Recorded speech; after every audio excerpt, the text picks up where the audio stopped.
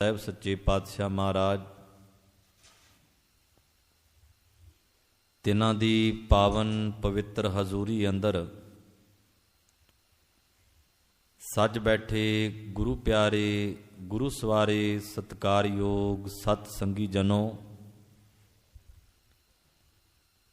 ਅਕਾਲ ਪੁਰਖ ਵਾਹਿਗੁਰੂ ਜੀ ਦੀ ਅਪਾਰ ਬਖਸ਼ਿਸ਼ ਕਿਰਪਾ ਦਾ ਸਦਕਾ ਸੰਸਾਰ ਦੇ ਤਾਰਨਹਾਰੇ ਸਤਿਗੁਰੂ ਧੰਨ ਗੁਰੂ ਨਾਨਕ ਸਾਹਿਬ ਸੱਚੇ ਪਾਤਸ਼ਾਹ ਮਹਾਰਾਜ ਤਿਨਾਂ ਦੇ ਪ੍ਰਕਾਸ਼ ਦਿਹਾੜੇ ਨੂੰ ਮਨਾਉਂਦਿਆਂ ਆਪ ਸਰਬੱਤ ਸੰਗਤਾਂ ਦੇ ਸਹਿਯੋਗ ਨਾਲ ਲੜੀਵਾਰ ਗੁਰ ਇਤਿਹਾਸ ਦੀ ਕਥਾ ਵਿਚਾਰ ਅੱਜ ਪਹਿਲੇ ਦਿਨ ਦੇ ਦੀਵਾਨ ਜਿਹੜੇ ਆਰੰਭ ਹੋਣ ਲੱਗੇ ਹਨ। ਆਪ ਜੀਆਂ ਨੇ ਮਨ ਕਰਕੇ ਗੁਰੂ ਕੀਆਂ ਬਾਤਾਂ ਹਰ ਕੀਆਂ ਕਥਾ ਕਹਾਣੀਆਂ ਦੀ ਮਨ ਵਿੱਚ ਭੁੱਖ ਰੱਖਦਿਆਂ ਬੜੇ ਹੀ ਅਦਬ ਸਤਿਕਾਰ ਦੇ ਨਾਲ ਗੁਰੂ ਦਰਬਾਰ ਵਿੱਚ ਸੱਜ ਕੇ ਬੈਠੇ ਹੋ। ਆਓ ਜਿੱਥੇ ਨਾਲ ਨਾਲ ਅਸੀਂ ਗੁਰੂ ਨਾਨਕ ਸਾਹਿਬ ਸੱਚੇ ਪਾਤਸ਼ਾਹ ਮਹਾਰਾਜ ਜੀ ਦੇ ਇਤਿਹਾਸ ਨੂੰ ਵਿਚਾਰਨਾ ਹੈ, ਇਤਿਹਾਸਕ ਸਾਖੀਆਂ ਦੀ ਪੜਚੋਲ ਕਰਨੀ ਹੈ, ਗੁਰੂ ਸਾਹਿਬ ਜੀ ਵੱਲੋਂ ਦਿੱਤੀਆਂ ਸਿੱਖਿਆਵਾਂ ਦੀ ਪੜਚੋਲ ਕਰਨੀ ਹੈ। ਗੁਰੂ ਨਾਨਕ ਪਾਤਸ਼ਾਹ ਮਹਾਰਾਜ ਜੀ ਦੇ ਦੁਆਰਾ ਸਾਡੇ ਤੇ ਜੋ ਕੀਤੇ ਹੋਏ ਪਰ ਉਪਕਾਰ ਨੇ ਉਹਨਾਂ ਦੀ ਅਸੀਂ ਸਵੈ ਪੜਚੋਲ ਕਰਨੀ ਹੈ। ਤੇ ਨਾਲ ਨਾਲ ਅਸੀਂ ਇੱਕ ਗੱਲ ਦਾ ਖਾਸ ਧਿਆਨ ਰੱਖਣਾ ਹੈ ਵੀ ਗੁਰੂ ਪਾਤਸ਼ਾਹ ਸਾਡੇ ਵਾਸਤੇ ਤੁਸੀਂ ਕਿੱਡਾ ਵੱਡਾ ਪਰਉਪਕਾਰ ਕੀਤਾ, ਕਿੰਨਾ ਪੈਂਡਾ ਤੁਸੀਂ ਆਪਣੇ ਪੈਰਾਂ ਦੇ ਨਾਲ ਆਪਣੇ ਕਦਮਾਂ ਦੇ ਨਾਲ ਕਿੱਡੀਆਂ ਕਿੱਡੀਆਂ ਵੱਡੀਆਂ ਮੰਜ਼ਿਲਾਂ ਨੂੰ ਤੁਸੀਂ ਸਰ ਕੀਤਾ। ਬੜੇ ਬੜੇ ਜ਼ਫਰ ਜਾਲੇ ਬੜੇ ਬੜੇ ਮੁਸੀਬਤਾਂ ਵਾਲੇ ਰਸਤਿਆਂ ਵਿੱਚ ਦੀ ਗੁਜ਼ਰੇ, ਬੜੇ ਬੜੇ ਹਾਕਮ ਲੋਕਾਂ ਦੇ ਨਾਲ ਤੁਸੀਂ ਟੱਕਰ ਲੈ ਕੇ ਉਹਨਾਂ ਦੇ ਪਾਪਾਂ ਦਾ ਪਰਦਾ ਜਿਹੜਾ ਚੁੱਕ ਕੇ ਤੇ ਉਹਨਾਂ ਨੂੰ ਉਹਨਾਂ ਦੇ ਪਾਪਾਂ ਦੀ ਤਸਵੀਰ ਦਿਖਾਈ। ਬਾਬਰ ਵਰਗਿਆਂ ਨੂੰ ਜਾਬਰ ਕਹਿ ਕੇ ਤੁਸੀਂ ਲੋਕਾਂ ਦੇ ਦਰਦ ਜਿਹੜੇ ਸੀ ਉਹਨਾਂ ਦੇ ਸਾਹਮਣੇ ਬਿਆਨ ਕੀਤੇ ਵੀ ਤੁਹਾਡੇ ਤੋਂ ਪਰਜਾ ਕਿੰਨੀ ਦੁਖੀ ਹੈ, ਕਿੰਨਾ ਤੁਸੀਂ ਇਹਨਾਂ ਤੇ ਤਸ਼ੱਦਦ ਕਿੰਨਾ ਜ਼ੁਲਮ ਕੀਤਾ ਹੈ। ਸੋ ਐਸੇ ਦੀਨ ਦਿਆਲ ਗੁਰੂ ਦਾ ਅਸੀਂ ਪ੍ਰਕਾਸ਼ ਦਿਹਾੜਾ ਮਨਾ ਰਹੇ ਹਾਂ ਤੇ ਆਪਾਂ ਯਤਨ ਕਰਨਾ ਹੈ, ਜਿੱਥੇ ਅਸੀਂ ਸਵੈ ਪੜਚੋਲ ਕਰਨੀ ਹੈ ਉਹਦੇ ਨਾਲ ਨਾਲ ਅਸੀਂ ਹਰ ਰੋਜ਼ ਦੀਵਾਨ ਵਿੱਚ ਬੈਠਣਾ ਤੇ ਇਹ ਯਤਨ ਹੋਵੇ ਵੀ ਅੱਜ ਮੈਂ ਨਵੀਂ ਪ੍ਰਾਪਤੀ ਕਰਕੇ ਚੱਲਿਆ, ਅੱਜ ਮੈਂ ਕੁਝ ਨਵਾਂ ਲੈ ਕੇ ਚੱਲਿਆ, ਜਿਹੜੀ ਗੱਲ ਮੈਨੂੰ ਪਹਿਲਾਂ ਨਹੀਂ ਸੀ ਪਤਾ ਅੱਜ ਮੈਂ ਉਹ ਪ੍ਰਾਪਤ ਕਰਕੇ ਲੈ ਕੇ ਚੱਲਿਆ ਔਰ ਇਹਨੂੰ ਮੈਂ ਫੋਲੋ ਵੀ ਕਰਾਂਗਾ, ਇਹਨੂੰ ਮੈਂ ਪ੍ਰੈਕਟੀਕਲੀ ਜੀਵਨ ਵਿੱਚ ਵੀ ਜੀਵਾਂਗਾ ਜੋ ਮੇਰੇ ਗੁਰੂ ਨੇ ਮੈਨੂੰ ਆਖਿਆ। ਆਓ ਸਤਿਗੁਰੂ ਮਹਾਰਾਜ ਜੀ ਦੇ ਜੀਵਨ ਇਤਿਹਾਸ ਨਾਲ ਸੰਬੰਧਿਤ ਵਿਚਾਰ ਆਰੰਭ ਕਰਨ ਤੋਂ ਪਹਿਲਾਂ ਜਿਤਨੇ ਵੀ ਮਾਈ ਭਾਈ ਜਨ ਗੁਰੂ ਦਰਬਾਰ ਵਿੱਚ ਸੱਜ ਕੇ ਬੈਠੇ ਹੋ ਜਾਂ ਜਿਹੜੀਆਂ ਸੰਗਤਾਂ ਅਜੇ ਘਰਾਂ ਵਿੱਚ ਬੈਠੀਆਂ ਨੇ, ਸਭਨਾਂ ਨੂੰ ਅਦਬ ਸਤਿਕਾਰ ਸਹਿਤ ਬੇਨਤੀ ਹੈ ਗੁਰੂ ਦਰਬਾਰ ਵਿੱਚ ਸੱਜ ਕੇ ਬੈਠੀਏ, ਗੁਰਬਾਣੀ ਦੀ ਵਿਚਾਰ ਇਤਿਹਾਸ ਦੀ ਵਿਚਾਰ ਦੇ ਨਾਲ ਆਪਣਾ ਨਾਤਾ ਜੋੜਨ ਦਾ ਯਤਨ ਕਰੀਏ। ਸਭ ਤੋਂ ਪਹਿਲਾਂ ਸਾਰੀ ਸੰਗਤ ਗੁਰੂ ਫਤਿਹ ਨਾਲ ਸਾਂਝ ਕਰੋ, ਕੋਈ ਵੀ ਰਸਨਾ ਗੁਰੂ ਫਤਿਹ ਤੋਂ ਵਾਂਝੀ ਨਾ ਰਹੇ। ਇੱਕੋ ਵਾਰੀ ਕਹਿਣ ਤੇ ਸਰਬੱਤ ਸੰਗਤ ਗੱਜ ਕੇ ਆਖੋ ਜੀ ਵਾਹਿਗੁਰੂ ਜੀ ਕਾ ਖਾਲਸਾ ਵਾਹਿਗੁਰੂ ਜੀ ਕੀ ਫਤਿਹ। ਸੰਸਾਰ ਦੇ ਅੰਦਰ ਬਹੁਤ ਸਾਰੇ ਪੈਗੰਬਰ ਦੁਨੀਆ ਤੇ ਆਏ, ਬੜੇ ਪੀਰ ਪੈਗੰਬਰ ਔਲੀਏ ਆਪਣੇ ਆਪ ਨੂੰ ਨਬੀ ਰਸੂਲ ਅਖਵਾਉਣ ਵਾਲੇ,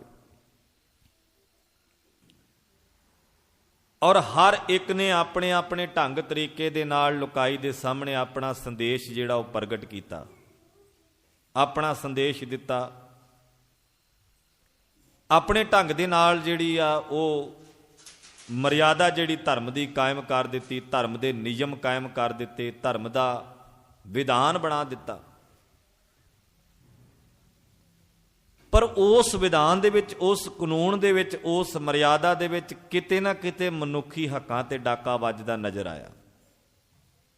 ਚਾਹੇ ਉਹ ਆਰਥਿਕ ਤੌਰ ਤੇ ਸੀ, ਚਾਹੇ ਉਹ ਸਮਾਜਿਕ ਤੌਰ ਤੇ ਹੀ, ਚਾਹੇ ਉਹ ਧਾਰਮਿਕ ਤੌਰ ਤੇ ਸੀ, ਤੇ ਚਾਹੇ ਉਹ ਵਿਚਾਰਧਾਰਕ ਤੌਰ ਤੇ ਸੀ। ਕਿਸੇ ਵੀ ਪੱਖ ਤੋਂ ਵੇਖਿਆ ਜਾਵੇ ਨਾ, ਸਮਾਜ ਦੇ ਲੋਕਾਂ ਦੇ ਨਾਲ ਇਨਸਾਫ ਨਾ ਹੋਇਆ।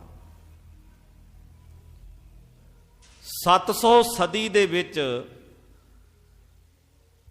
ਜਿਹੜਾ ਜਿਹਨੂੰ ਆਪਾਂ 7ਵੀਂ ਸਦੀ ਕਹਿੰਦੇ ਆ, 700 ਸਨ ਈਸਵੀ ਜਿਹੜਾ ਆਪਾਂ ਪੜ੍ਹਦੇ ਆ ਕਿਤਾਬਾਂ ਦੇ ਵਿੱਚ, 7ਵੀਂ ਸਦੀ ਈਸਵੀ ਸਨ ਦੇ ਵਿੱਚ ਜਦੋਂ ਅਸੀਂ ਇਹ ਪੜ੍ਹਦੇ ਹਾਂ ਵੀ ਹਜ਼ਰਤ ਮੁਹੰਮਦ ਸਾਹਿਬ ਇਸ ਦੁਨੀਆ ਤੇ ਆਏ, ਉਹਨਾਂ ਨੇ ਆ ਕੇ ਇੱਕ ਸੁਨੇਹਾ ਦਿੱਤਾ। ਮੁਸਲਮਾਨ ਇਸਲਾਮੀ ਵੀਰਾਂ ਦੇ ਵਿੱਚ ਇਹ ਗੱਲ ਜਿਹੜੀ ਹੈ ਬੜੀ ਪ੍ਰਚਲਿਤ ਸੀ। ਇਸਲਾਮਿਕ ਲੋਕਾਂ ਨੂੰ ਇੱਕ ਸੁਨੇਹਾ ਦਿੱਤਾ। ਇਸਲਾਮੀ ਲੋਕਾਂ ਦਾ ਮੁੱਢ ਇਸ ਗੱਲ ਤੋਂ ਵੱਜਾ ਕਿ ਜਿਹੜੇ ਜਿੰਨਾ ਕਾਫਰ ਲੋਕਾਂ ਨੂੰ ਕਤਲ ਕਰਨਗੇ, ਉਹਨਾਂ ਨੂੰ ਬਹਿਸ਼ਤ ਦੇ ਵਿੱਚ ਜਹਾਦ ਦੇ ਨਾਮ ਤੇ, ਯੁੱਧ ਦੇ ਨਾਮ ਤੇ ਜਿਨ੍ਹਾਂ ਲੋਕਾਂ ਦੀ ਕਤਲੋ ਗਾਰਤ ਕਰਨਗੇ। ਵੈਸੇ ਹਜ਼ਰਤ ਮੁਹੰਮਦ ਸਾਹਿਬ ਨੇ ਕਿਸੇ ਦਾ ਕਤਲ ਕਰਨ ਵਾਸਤੇ ਨਹੀਂ ਆਖਿਆ, ਪਰ ਇੱਕ ਜਹਾਦ ਦਾ ਹੋਕਾ ਦਿੱਤਾ ਵੀ ਜਹਾਦ ਦਾ ਨਾਮ ਦੇ ਕੇ ਵੀ ਧਰਮ ਯੁੱਧ ਵਿੱਚ ਜਿਹੜਾ ਜਾਨ ਦੇਵੇਗਾ ਉਹ ਬਹਿਸ਼ਤ ਵਿੱਚ ਜਾਵੇਗਾ। ਜਿਹੜਾ ਧਰਮ ਯੁੱਧ ਲੜਦਿਆਂ ਆਪਣੇ ਖੂਨ ਦੇ ਕਤਰੇ ਵਹਾ ਦੇਵੇਗਾ, ਉਹਨੂੰ ਬਹਿਸ਼ਤ ਦੀ ਪ੍ਰਾਪਤੀ ਹੋਵੇਗੀ, ਸਵਰਗ ਦੀ ਪ੍ਰਾਪਤੀ ਹੋਵੇਗੀ। ਸਹਿਜੇ ਸਹਿਜੇ ਜਿਹੜੇ ਲੋਕਾਂ ਦੀ ਮਾਨਸਿਕਤਾ ਨੂੰ ਪੜ੍ਹਨ ਵਾਲੇ ਸੀ, ਉਹਨਾਂ ਨੇ ਇਸ ਗੱਲ ਦਾ ਬੜਾ ਫਾਇਦਾ ਉਠਾਇਆ। ਧਰਮ ਦੇ ਨਾਮ ਤੇ ਲੋਕਾਂ ਦੀ ਕਤਲੋਗਾਰਤ ਕਰ ਦਿੱਤੀ। ਇਹ ਕਾਫਰ ਲੋਕ ਨੇ, ਇਹ ਨੀਵੇਂ ਲੋਕ ਨੇ, ਔਰ ਸਹਿਜੇ ਸਹਿਜੇ ਲੋਕਾਂ ਦੀ ਕਤਲੋਗਾਰਤ ਕਰਕੇ ਇਸਲਾਮੀ ਰਾਜ ਜਿਹੜਾ ਸੀ, ਉਹਦੇ ਵਿੱਚ ਜਿੰਨੇ ਲੋਕ ਹਾਕਮ ਬਿਰਤੀ ਵਾਲੇ ਸਨ, ਉਹਨਾਂ ਨੇ ਧਰਮ ਦੇ ਨਾਮ ਤੇ ਵੱਡੇ ਵੱਡੇ ਜਹਾਦ ਖੜੇ ਕਰਵਾ ਦਿੱਤੇ, ਬੜੇ ਬੜੇ ਯੁੱਧ ਛੇੜ ਦਿੱਤੇ। ਇਸੇ ਦੇ ਵਿੱਚੋਂ ਭਾਰਤ ਦੀ ਧਰਤੀ ਤੇ ਬਹੁਤ ਸਾਰੇ ਲੋਕ ਸਨ ਜਿਹੜੇ ਵੱਖ-ਵੱਖ ਢੰਗ ਤਰੀਕਿਆਂ ਦੇ ਨਾਲ ਦੇਵੀ ਦੇਵਤਿਆਂ ਨੂੰ ਪੂਜਣ ਵਾਲੇ, ਰਿਖੀਆਂ ਪੈਗੰਬਰਾਂ ਨੂੰ ਪੂਜਣ ਵਾਲੇ, ਜਿਨ੍ਹਾਂ ਦੀ ਮਾਨਸਿਕਤਾ ਇਹਨਾਂ ਲੋਕਾਂ ਨੇ ਚੰਗੀ ਤਰ੍ਹਾਂ ਪੜ੍ਹ ਲਈ ਸੀ। ਮੈਂ ਬੇਨਤੀ ਕਰਾਂਗਾ, ਅੱਜ ਦਾ ਜਿਹੜਾ ਵਿਸ਼ਾ ਹੈ, ਆਪਾਂ ਆਰੰਭਕ ਗੱਲ ਜਿਹੜੀ ਹੈ ਉਹਨੂੰ ਧਿਆਨ ਵਿੱਚ ਰੱਖਣਾ ਤਾਂ ਕਿ ਅਖੀਰ ਤੱਕ ਗੱਲ ਆਪਾਂ ਨੂੰ ਸਮਝ ਵਿੱਚ ਪੈ ਜਾਵੇ। ਗੁਰੂ ਨਾਨਕ ਸਾਹਿਬ ਮਹਾਰਾਜ ਜੀ ਦੇ ਇਸ ਸੰਸਾਰ ਵਿੱਚ ਆਉਣ ਤੋਂ ਪਹਿਲਾਂ ਦੇ ਸਮਾਜਿਕ, ਰਾਜਨੀਤਿਕ, ਧਾਰਮਿਕ ਇਹ ਹਾਲਾਤ ਕਿਹੋ ਜਿਹੇ ਸਨ? ਅਜੇ ਗੁਰੂ ਨਾਨਕ ਸਾਹਿਬ ਮਹਾਰਾਜ ਜੀ ਦਾ ਪ੍ਰਕਾਸ਼ ਨਹੀਂ ਹੋਇਆ। ਇਸ 7ਵੀਂ ਸਦੀ ਤੋਂ ਭਾਰਤ ਤੇ ਹਮਲੇ ਆਰੰਭ ਹੋਏ। 11ਵੀਂ ਸਦੀ ਦੇ ਵਿੱਚ ਮੁਹੰਮਦ ਗੌਰੀ ਨੇ ਹਮਲਾ ਕੀਤਾ ਤੇ ਪ੍ਰਿਥਵੀ ਰਾਜ ਚੌਹਾਨ ਨੂੰ ਤਰਾਵੜੀ ਦੇ ਮੈਦਾਨ ਵਿੱਚ ਢੇਰੀ ਕਰ ਦਿੱਤਾ। ਇਹ ਹਮਲੇ ਆਰੰਭ ਹੋਏ, ਸਮਝੀ ਜਾਇਓ ਧਿਆਨ ਨਾਲ। ਮਹਿਮੂਦ ਗਜਨੀ ਵਰਗਿਆਂ ਨੇ ਹਮਲੇ ਕੀਤੇ। ਇਹਦੇ ਤੋਂ ਪਹਿਲਾਂ ਜੇ ਆਪਾਂ ਜਾ ਕੇ ਵੇਖੀਏ ਇਤਿਹਾਸ ਨੂੰ, ਤੇ 4ਥੀ ਸਦੀ ਤੋਂ ਭਾਰਤੀ ਲੋਕਾਂ ਦੇ ਮਨਾਂ ਦੇ ਉੱਪਰ ਜਿਹੜੇ ਬਾਹਰੋਂ ਆਏ ਧਾੜਵੀ ਸੀ, ਉਹ ਰਾਜ ਕਰਦੇ ਰਹੇ। ਕੋਈ 700 ਸਾਲ ਭਾਰਤ ਨੇ ਗੁਲਾਮੀ ਦਾ ਜੂਲਾ ਸਿਰ ਤੇ ਹੰਢਾਇਆ। 750 ਸਾਲ ਗੁਲਾਮੀ ਦਾ ਸੰਤਾਪ ਭੋਗਣ ਵਾਲੇ ਹੁਣ ਦੂਜਿਆਂ ਤੇ ਰਾਜ ਕਰਦੇ ਨੇ। ਤੋਂ ਮੈਂ ਜਿਹੜੀ ਬੇਨਤੀ ਕਰਨ ਲੱਗਾ, ਧਿਆਨ ਨਾਲ ਸਮਝਿਓ। ਸਮਾਜਿਕ, ਰਾਜਨੀਤਿਕ ਤੇ ਧਾਰਮਿਕ ਹਾਲਾਤ ਕਿਹੋ ਜਿਹੇ ਸਨ ਗੁਰੂ ਨਾਨਕ ਸਾਹਿਬ ਮਹਾਰਾਜ ਜੀ ਦੇ ਪ੍ਰਕਾਸ਼ ਤੋਂ ਪਹਿਲਾਂ? ਲੋਕਾਂ ਦਾ ਧਾਰਮਿਕ ਵਿਵਹਾਰ ਕੀ ਸੀ? ਰਾਜਨੀਤਿਕ ਲੋਕ ਕੀ ਕਰਦੇ ਸਨ? ਸਮਾਜਿਕ ਲੋਕਾਂ ਦੀ ਮਨੋਦਸ਼ਾ ਕੀ ਸੀ? ਇਹਨੂੰ ਆਪਾਂ ਵਿਚਾਰਨ ਦਾ ਯਤਨ ਕਰਾਂਗੇ। ਗੁਰੂ ਨਾਨਕ ਸਾਹਿਬ ਜੀ ਤੋਂ ਪਹਿਲਾਂ ਕੁਤਬਦੀਨ ਐਬਕ ਅਤੇ ਜਿਹੜੇ ਲੋਧੀ ਸ਼ਾਸਕ, ਲੋਧੀ ਪਰਿਵਾਰ ਜਿਹੜਾ ਸੀ, ਜਾਂ ਫਿਰ ਆਪਾਂ ਇਉਂ ਕਹਿ ਸਕਦੇ ਹਾਂ ਵੀ ਜਿੰਨੇ ਵੀ ਉਸ ਵਕਤ ਦੇ ਸ਼ਾਸਕ ਸੀ, ਰਾਜੇ ਸਨ, ਉਹ ਪ੍ਰਜਾ ਦੇ ਨਾਲ ਕਿੰਨਾ ਨਿਆਂ ਕਰਦੇ ਸੀ, ਕਿੰਨਾ ਉਹ ਨਿਆਂਕਾਰੀ ਸਨ। ਤੇ ਜੇ ਉਹਨਾਂ ਦੀ ਆਪਾਂ ਹਿਸਟਰੀ ਨੂੰ ਪੜ੍ਹ ਕੇ ਵੇਖੀਏ, ਜੇ ਧਿਆਨ ਨਾਲ ਸਮਝ ਕੇ ਵੇਖੀਏ, ਤੇ ਪ੍ਰਜਾ ਦੇ ਨਾਲ ਨਿਆਂ ਨਹੀਂ, ਅਨਿਆਂ ਹੀ ਹੋਇਆ। ਰਾਜਾ ਕੋਈ ਵੀ ਹੋਵੇ, ਬਾਦਸ਼ਾਹ ਕੋਈ ਵੀ ਹੋਵੇ, ਉੱਥੇ ਚਾਹੇ ਮੁਹੰਮਦ ਬਿਨ ਤੁਗਲਕ ਦੀ ਗੱਲ ਚੱਲਦੀ ਹੈ, ਚਾਹੇ ਕੁਤਬਦੀਨ ਐਬਕ ਦੀ ਗੱਲ ਚੱਲਦੀ ਹੈ, ਤੇ ਚਾਹੇ ਆਪਾਂ ਉਹਦੇ ਤੋਂ ਪਹਿਲਾਂ ਦਾ ਜ਼ਿਕਰ ਕਰ ਲਈਏ ਮੁਹੰਮਦ ਗਜਨੀ ਦੀ ਗੱਲ ਚੱਲਦੀ ਹੈ, ਜਾਂ ਮੁਹੰਮਦ ਗੌਰੀ ਵਰਗਿਆਂ ਦੀ, ਜਿੰਨੇ ਧਾੜਵੀ ਬਣ ਕੇ ਆਏ ਰਾਜ ਕਰਨ ਵਾਸਤੇ, ਉਹਨਾਂ ਨੇ ਪਬਲਿਕ ਦਾ ਖੂਨ ਚੂਸਿਆ। 15ਵੀਂ ਸਦੀ ਵਿੱਚ ਗੁਰੂ ਨਾਨਕ ਸਾਹਿਬ ਸੱਚੇ ਪਾਤਸ਼ਾਹ ਇਸ ਸੰਸਾਰ ਵਿੱਚ ਆਏ। 1469 ਈਸਵੀ ਨੂੰ ਗੁਰੂ ਨਾਨਕ ਸਾਹਿਬ ਮਹਾਰਾਜ ਜੀ ਦਾ ਪ੍ਰਕਾਸ਼ ਹੁੰਦਾ ਹੈ। ਔਰ ਸਮੇਂ ਦੇ ਹਾਲਾਤ ਕੀ ਨੇ? ਰਾਜਨੀਤਿਕ ਤੌਰ ਤੇ ਜਿਹੜੇ ਰਾਜੇ ਸੀ ਉਹ ਪ੍ਰਜਾ ਦਾ ਖੂਨ ਪੀਂਦੇ ਨੇ, ਪ੍ਰਜਾ ਤੇ ਜ਼ੁਲਮ ਕਰਦੇ ਨੇ। ਸਮਾਜਿਕ ਲੋਕਾਂ ਦੀ ਮਨੋਦਸ਼ਾ ਕੀ ਸੀ? ਸਮਾਜਿਕ ਲੋਕ ਆਪਣੇ ਉੱਪਰ ਹੁੰਦੇ ਜ਼ੁਲਮ ਨੂੰ ਧਰਮ ਦਾ ਮਖੌਟਾ ਪਾ ਕੇ ਵੇਖਦੇ ਸੀ ਵੀ ਇਹ ਤਾਂ ਰੱਬ ਦੀ ਕੀਤੀ ਹੋ ਰਹੀ ਹੈ ਸਾਡੇ ਤੇ। ਜਦੋਂ ਮੁਹੰਮਦ ਗਜਨੀ ਆਇਆ ਨਾ ਹਮਲਾ ਕਰਨ ਵਾਸਤੇ, ਉਹਦੇ ਨਾਲ ਇੱਕ ਵਿਦਵਾਨ ਆਇਆ ਸੀ ਜਿਸ ਦਾ ਨਾਮ ਇਤਿਹਾਸ ਵਿੱਚ ਆਉਂਦਾ ਹੈ ਅਲ ਬਰੂਨੀ। ਅਲ ਬਰੂਨੀ ਨੇ ਇੱਕ ਕਿਤਾਬ ਲਿਖੀ ਹੈ ਹਿੰਦੁਸਤਾਨ ਦੇ ਉੱਪਰ। ਉਹਨੇ ਹਿੰਦੁਸਤਾਨ ਦੇ ਜਿੰਨੇ ਲੋਕ, ਇਹਨਾਂ ਦੀ ਮਾਨਸਿਕਤਾ ਤੇ ਜਿਹੜਾ ਉਹਨੇ ਕਿਤਾਬ ਲਿਖੀ, ਉਸ ਕਿਤਾਬ ਵਿੱਚ ਉਹਨੇ ਜ਼ਿਕਰ ਕੀਤਾ ਇਸ ਗੱਲ ਦਾ ਵੀ ਜਿਹੜੇ ਇੱਥੋਂ ਦੇ ਲੋਕ ਨੇ ਨਾ, ਜਿਹੜੇ ਇੱਥੋਂ ਦੇ ਰਹਿਣ ਵਾਲੇ ਲੋਕ ਨੇ, ਜਿੰਨੇ ਭਾਰਤ ਦੇ ਵਾਸੀ ਨੇ, ਜਿਹੜੇ ਹਿੰਦ ਦੇ ਵਿੱਚ ਰਹਿਣ ਵਾਲੇ ਨੇ, ਇੱਥੇ ਰਹਿਣ ਵਾਲੇ ਲੋਕਾਂ ਦੀ ਮਨੋਦਸ਼ਾ ਦਾ ਉਹਨਾਂ ਜ਼ਿਕਰ ਕਰਦਿਆਂ ਇਹ ਗੱਲ ਆਖੀ। ਕਹਿੰਦੇ ਵੀ ਇਹਨਾਂ ਲੋਕਾਂ ਦੇ ਵਿੱਚ ਜਿਹੜਾ ਗਲ ਵਿੱਚ ਗੁਲਾਮੀ ਦਾ ਜੂੜਾ ਹੈ ਨਾ, ਇਸ ਕਰਕੇ ਪਿਆ ਕਿਉਂਕਿ ਇਹ ਲੋਕ ਹਰ ਇੱਕ ਪਬਲਿਕ ਦੇ ਜ਼ੁਲਮ ਨੂੰ, ਜਿੰਨਾ ਪਬਲਿਕ ਤੇ ਜ਼ੁਲਮ ਹੁੰਦਾ ਉਹਨੂੰ ਧਰਮ ਨਾਲ ਜੋੜ ਕੇ ਵੇਖਦੇ ਆ। ਇਉਂ ਕਹਿੰਦੇ ਵੀ ਇਹ ਤਾਂ ਰੱਬ ਦੀ ਕੀਤੀ ਹੈ, ਇਹ ਤਾਂ ਖੁਦਾ ਦੀ ਕੀਤੀ ਹੈ, ਇਹ ਭਗਵਾਨ ਦਾ ਹੀ ਜ਼ੁਲਮ ਹੈ ਜੋ ਕਰ ਰਿਹਾ, ਭਗਵਾਨ ਹੀ ਕਰ ਰਿਹਾ। ਜਿਵੇਂ ਕਿ ਅਜੋਕੇ ਸਮੇਂ ਦੇ ਵਿੱਚ ਬੰਦੇ ਤੋਂ ਕੋਈ ਗਲਤ ਕਰਮ ਹੋਵੇ ਤੇ ਉਹਨੂੰ ਵੀ ਰੱਬ ਨਾਲ ਜੋੜ ਕੇ ਤੱਕਦਾ ਵੀ ਰੱਬ ਨੇ ਕਰਤਾ, ਇਹ ਤਾਂ ਰੱਬ ਦਾ ਹੀ ਕਸੂਰ ਹੈ, ਰੱਬ ਹੀ ਕਰ ਰਿਹਾ ਹੈ। ਬੰਦਾ ਗਲਤ ਕੰਮ ਕਰੇ ਤੇ ਰੱਬ ਕਰਦਾ ਹੈ, ਜਦੋਂ ਬੰਦਾ ਚੰਗਾ ਕੰਮ ਕਰੇ ਉਦੋਂ ਰੱਬ ਨੂੰ ਪਾਸੇ ਕਰ ਦਿੰਦਾ ਤੇ 10-20 ਬੰਦਿਆਂ ਕੋਲ ਪ੍ਰਚਾਰ ਦਿੰਦਾ ਵੀ ਇਹ ਕੰਮ ਤਾਂ ਮੈਂ ਕੀਤਾ ਹੈ। ਚੋਰੀ ਕਰਦਾ ਦੱਸਦਾ ਨਹੀਂ ਹੈ, ਧਰਮ ਦਾ ਕੰਮ ਕਰਦਾ ਤੇ ਬਹੁਤੇ ਲੋਕਾਂ ਨੂੰ ਵਿਖਾ ਕੇ ਕਰਦਾ ਹੈ। ਚੰਗਾ ਕੰਮ ਕਰਦਾ ਮੈਂ ਕੀਤਾ ਹੈ, ਬੁਰਾ ਹੋ ਗਿਆ ਰੱਬ ਨੇ ਕੀਤਾ ਹੈ। ਇਦਾਂ ਦੇ ਲੋਕਾਂ ਦੀ ਮਾਨਸਿਕਤਾ ਜਿਹੜੀ ਗੁਲਾਮ ਹੁੰਦੀ ਹੈ, ਕਦੇ ਆਜ਼ਾਦ ਲੋਕ ਨਹੀਂ ਇਹ ਹੁੰਦੇ। ਹਿੰਦੁਸਤਾਨ ਦੀ ਧਰਤੀ ਤੇ ਬਹੁ ਗਿਣਤੀ ਉਹਨਾਂ ਲੋਕਾਂ ਦੀ ਸੀ ਜਿਹੜੇ ਮਾਨਸਿਕ ਤੌਰ ਤੇ ਗੁਲਾਮ ਹੋ ਚੁੱਕੇ ਸਨ। ਸਮਾਜਿਕ ਲੋਕਾਂ ਦੀ ਮਨੋਦਸ਼ਾ ਇਹ ਸੀ। ਤੇ ਜਦੋਂ ਆਰੀਅਨ ਲੋਕ ਇਸ ਭਾਰਤ ਵਿੱਚ ਆਏ ਨੇ ਨਾ, ਇੱਥੋਂ ਦੇ ਮੂਲ ਨਿਵਾਸੀਆਂ ਨੂੰ, ਦਰਾਵੜ ਲੋਕਾਂ ਨੂੰ ਜਦੋਂ ਉਹਨਾਂ ਨੇ ਭਜਾ ਦਿੱਤਾ ਤੇ ਉਹਨਾਂ ਨੇ ਹੋਕਾ ਦਿੱਤਾ ਵੀ ਸਾਡੇ ਦੇਵੀ ਦੇਵਤਿਆਂ ਦੀਆਂ ਕਰਾਮਾਤਾਂ ਤੇ ਸਾਡੇ ਮਹਾਂਪੁਰਖਾਂ ਦੀਆਂ ਕਰਾਮਾਤਾਂ ਦੇ ਨਾਲ ਇਹ ਰਾਜ ਭਾਗ ਸਾਨੂੰ ਨਸੀਬ ਹੋਇਆ ਹੈ। ਉਹਨਾਂ ਸਮਿਆਂ ਦੇ ਵਿੱਚ ਹੀ ਜਦੋਂ ਜਿਸ ਦਾ ਵੀ ਰਾਜ ਆਉਂਦਾ ਸੀ, ਚਾਹੇ ਉਹ ਨੀਲੇ ਬਸਤਰਾਂ ਵਾਲਿਆਂ ਦਾ ਆਇਆ ਰਾਜ ਭਾਗ ਤੇ ਚਾਹੇ ਉਹ ਗੇਰੂਏ ਬਸਤਰਾਂ ਵਾਲਿਆਂ ਦਾ ਆਇਆ, ਸਮਾਂ ਬਦਲਦਾ ਰਿਹਾ ਨਾ। ਜੇ ਨੀਲੇ ਬਸਤਰ ਪਹਿਨਣ ਵਾਲੇ ਇੱਥੇ ਆਏ ਤੇ ਉਹਨਾਂ ਨੇ ਆਖਿਆ ਸਾਡਾ ਰੱਬ ਨੀਲੇ ਬਸਤਰ ਪਹਿਨਦਾ ਹੈ, ਤੇ ਜੇ ਗੇਰੂਏ ਬਸਤਰ ਪਹਿਨਣ ਵਾਲਿਆਂ ਦੇ ਹੱਥ ਵਿੱਚ ਰਾਜ ਭਾਗ ਆਉਂਦਾ ਤੇ ਉਹ ਕਹਿੰਦੇ ਸਾਡੇ ਰੱਬ ਦੇ ਬਸਤਰ ਗੇਰੂਏ ਨੇ। ਇਦਾਂ ਹੀ ਆਰੀਅਨ ਲੋਕਾਂ ਦੇ ਹੱਥ ਵਿੱਚ ਰਾਜ ਆਇਆ ਤੇ ਉਹਨਾਂ ਆਖਿਆ ਵੀ ਇਹ ਤਾਂ ਸਾਡੇ ਭਗਵਾਨ ਦੀ ਕਰਾਮਾਤ ਹੋਈ ਹੈ, ਸਾਡੇ ਰੱਬ ਦੀ ਕਰਾਮਾਤ ਹੋਈ ਹੈ। ਜੇ ਰਾਜ ਭਾਗ ਸਾਨੂੰ ਨਸੀਬ ਹੋਇਆ ਹੈ ਤੇ ਇਹਦੇ ਪਿੱਛੇ ਸਾਡੇ ਰੱਬ ਦੀ ਕਿਰਪਾ ਹੈ। ਜਿਵੇਂ ਕਿ ਅੱਜ ਅਸੀਂ ਕਹਿੰਦੇ ਹਾਂ, ਜੇ ਕਿਸੇ ਤੇ ਜ਼ੁਲਮ ਕਰਕੇ ਕੋਈ ਬੰਦਾ ਕਿਸੇ ਦੀ ਥਾਲੀ ਚੋਂ ਪ੍ਰਸ਼ਾਦਾ ਧੱਕੇ ਨਾਲ ਚੁੱਕ ਲਵੇ ਤੇ ਚੁੱਕ ਕੇ ਪ੍ਰਸ਼ਾਦਾ ਤੇ ਆਪਣੀ ਥਾਲੀ ਵਿੱਚ ਰੱਖ ਲਵੇ ਤੇ ਮੁੜ ਕੇ ਬਾਅਦ ਵਿੱਚ ਹੋਕਾ ਦੇਵੇ ਵੀ ਇਹ ਤੇ ਰੱਬ ਦੀ ਕਿਰਪਾ ਹੈ। ਤੁਸੀਂ ਦੇਖਿਓ ਬਹੁਤ ਸਾਰੇ ਲੋਕ ਇਦਾਂ ਦੇ ਨੇ ਜਿਹੜੇ ਜ਼ੁਲਮ ਕਰਕੇ ਰੋਜੀ ਕਮਾਉਂਦੇ ਨੇ ਤੇ ਮੁੜ ਕੇ ਗੁਰੂ ਅੱਗੇ ਆ ਕੇ ਕਹਿੰਦੇ ਵੀ ਤੁਹਾਡੀ ਬੜੀ ਕਿਰਪਾ, ਤੁਹਾਡਾ ਬਹੁਤ ਕੁਝ ਦਿੱਤਾ ਹੋਇਆ ਹੈ। ਜ਼ੁਲਮ ਕਰਕੇ ਰੋਜੀ ਕਮਾਉਂਦੇ। ਨਸ਼ਾ ਵੇਚਣ ਵਾਲਾ ਵੀ ਆ ਕੇ ਗੁਰੂ ਅੱਗੇ ਅਰਦਾਸ ਕਰਦਾ ਹੈ, ਮਹਾਰਾਜ ਤੁਹਾਡੀ ਕਿਰਪਾ ਨਾਲ ਤੇ ਅੱਜ ਲਹਿਰਾਂ ਬਹਿਰਾਂ ਹੋ ਗਈਆਂ, ਬੜਾ ਵਿਕਿਆ, ਬੜੀ ਵਿਕਰੀ ਹੋਈ। ਅੱਜ ਕੇਸ ਕਤਲ ਕਰਨ ਵਾਲਾ ਵੀ ਦੁਕਾਨ ਤੇ ਦੁਕਾਨ ਕਰਦਾ, ਆ ਕੇ ਗੁਰੂ ਅੱਗੇ ਕਹਿੰਦਾ ਮਹਾਰਾਜ ਅੱਜ ਤਾਂ ਤੁਹਾਡੀ ਕਿਰਪਾ ਹੋਈ, ਅੱਜ ਤੇ ਬੜਿਆਂ ਦੇ ਸਿਰ ਕੱਟ ਕੇ ਆਇਆ ਉਤੋਂ।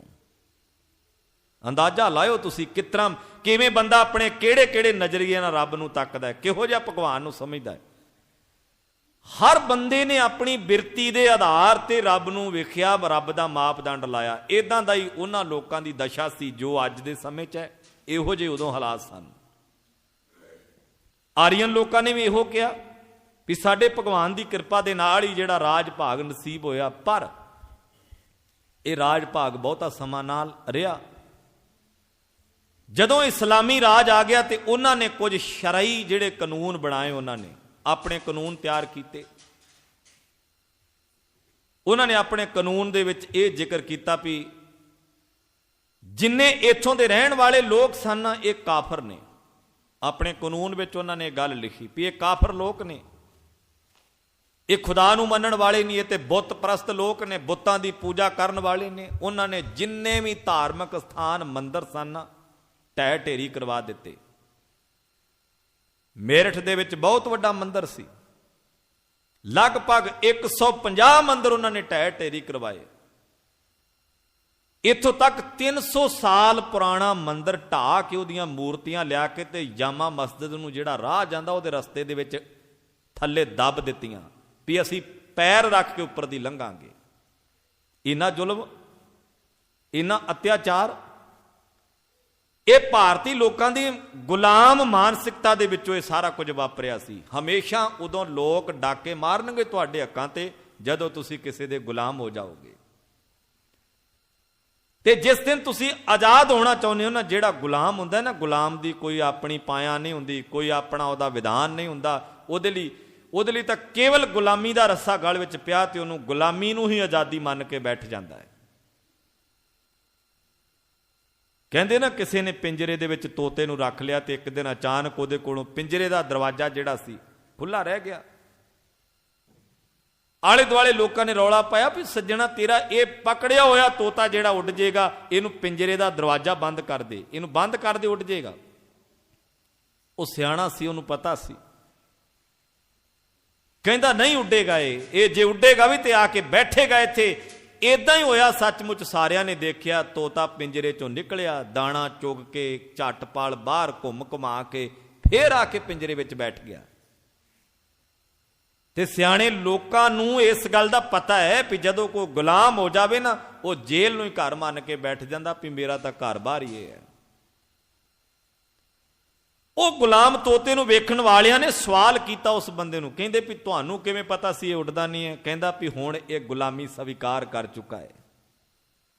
ते जिहड़ा गुलामी स्वीकार कर लवे ना, ਉਹਦੇ अंदर कदी ये गल उत्पन्न नहीं होवेगी कि मैं अपने राज भाग दे लई अपने हक मंगने हैं, मैं अपने हक्कां दे लई संघर्ष करना है, मैं जूझना है। कदी भी नहीं वो करेगा ये गल। हमेशा वो लोग राज भाग दे लई, अपने हक्कां दे लई, अपने भैन भाइयों ते अपने कोड़मे कबीले ते अपने पंथ ते कौम दे लई, अपने देश लई वो लोग लड़ते हैं जिहड़े मानसिक तौर ते कदी गुलाम नहीं हुंदे, जिहड़े आज़ादी दा मूँह वेखना चाहुंदे ने।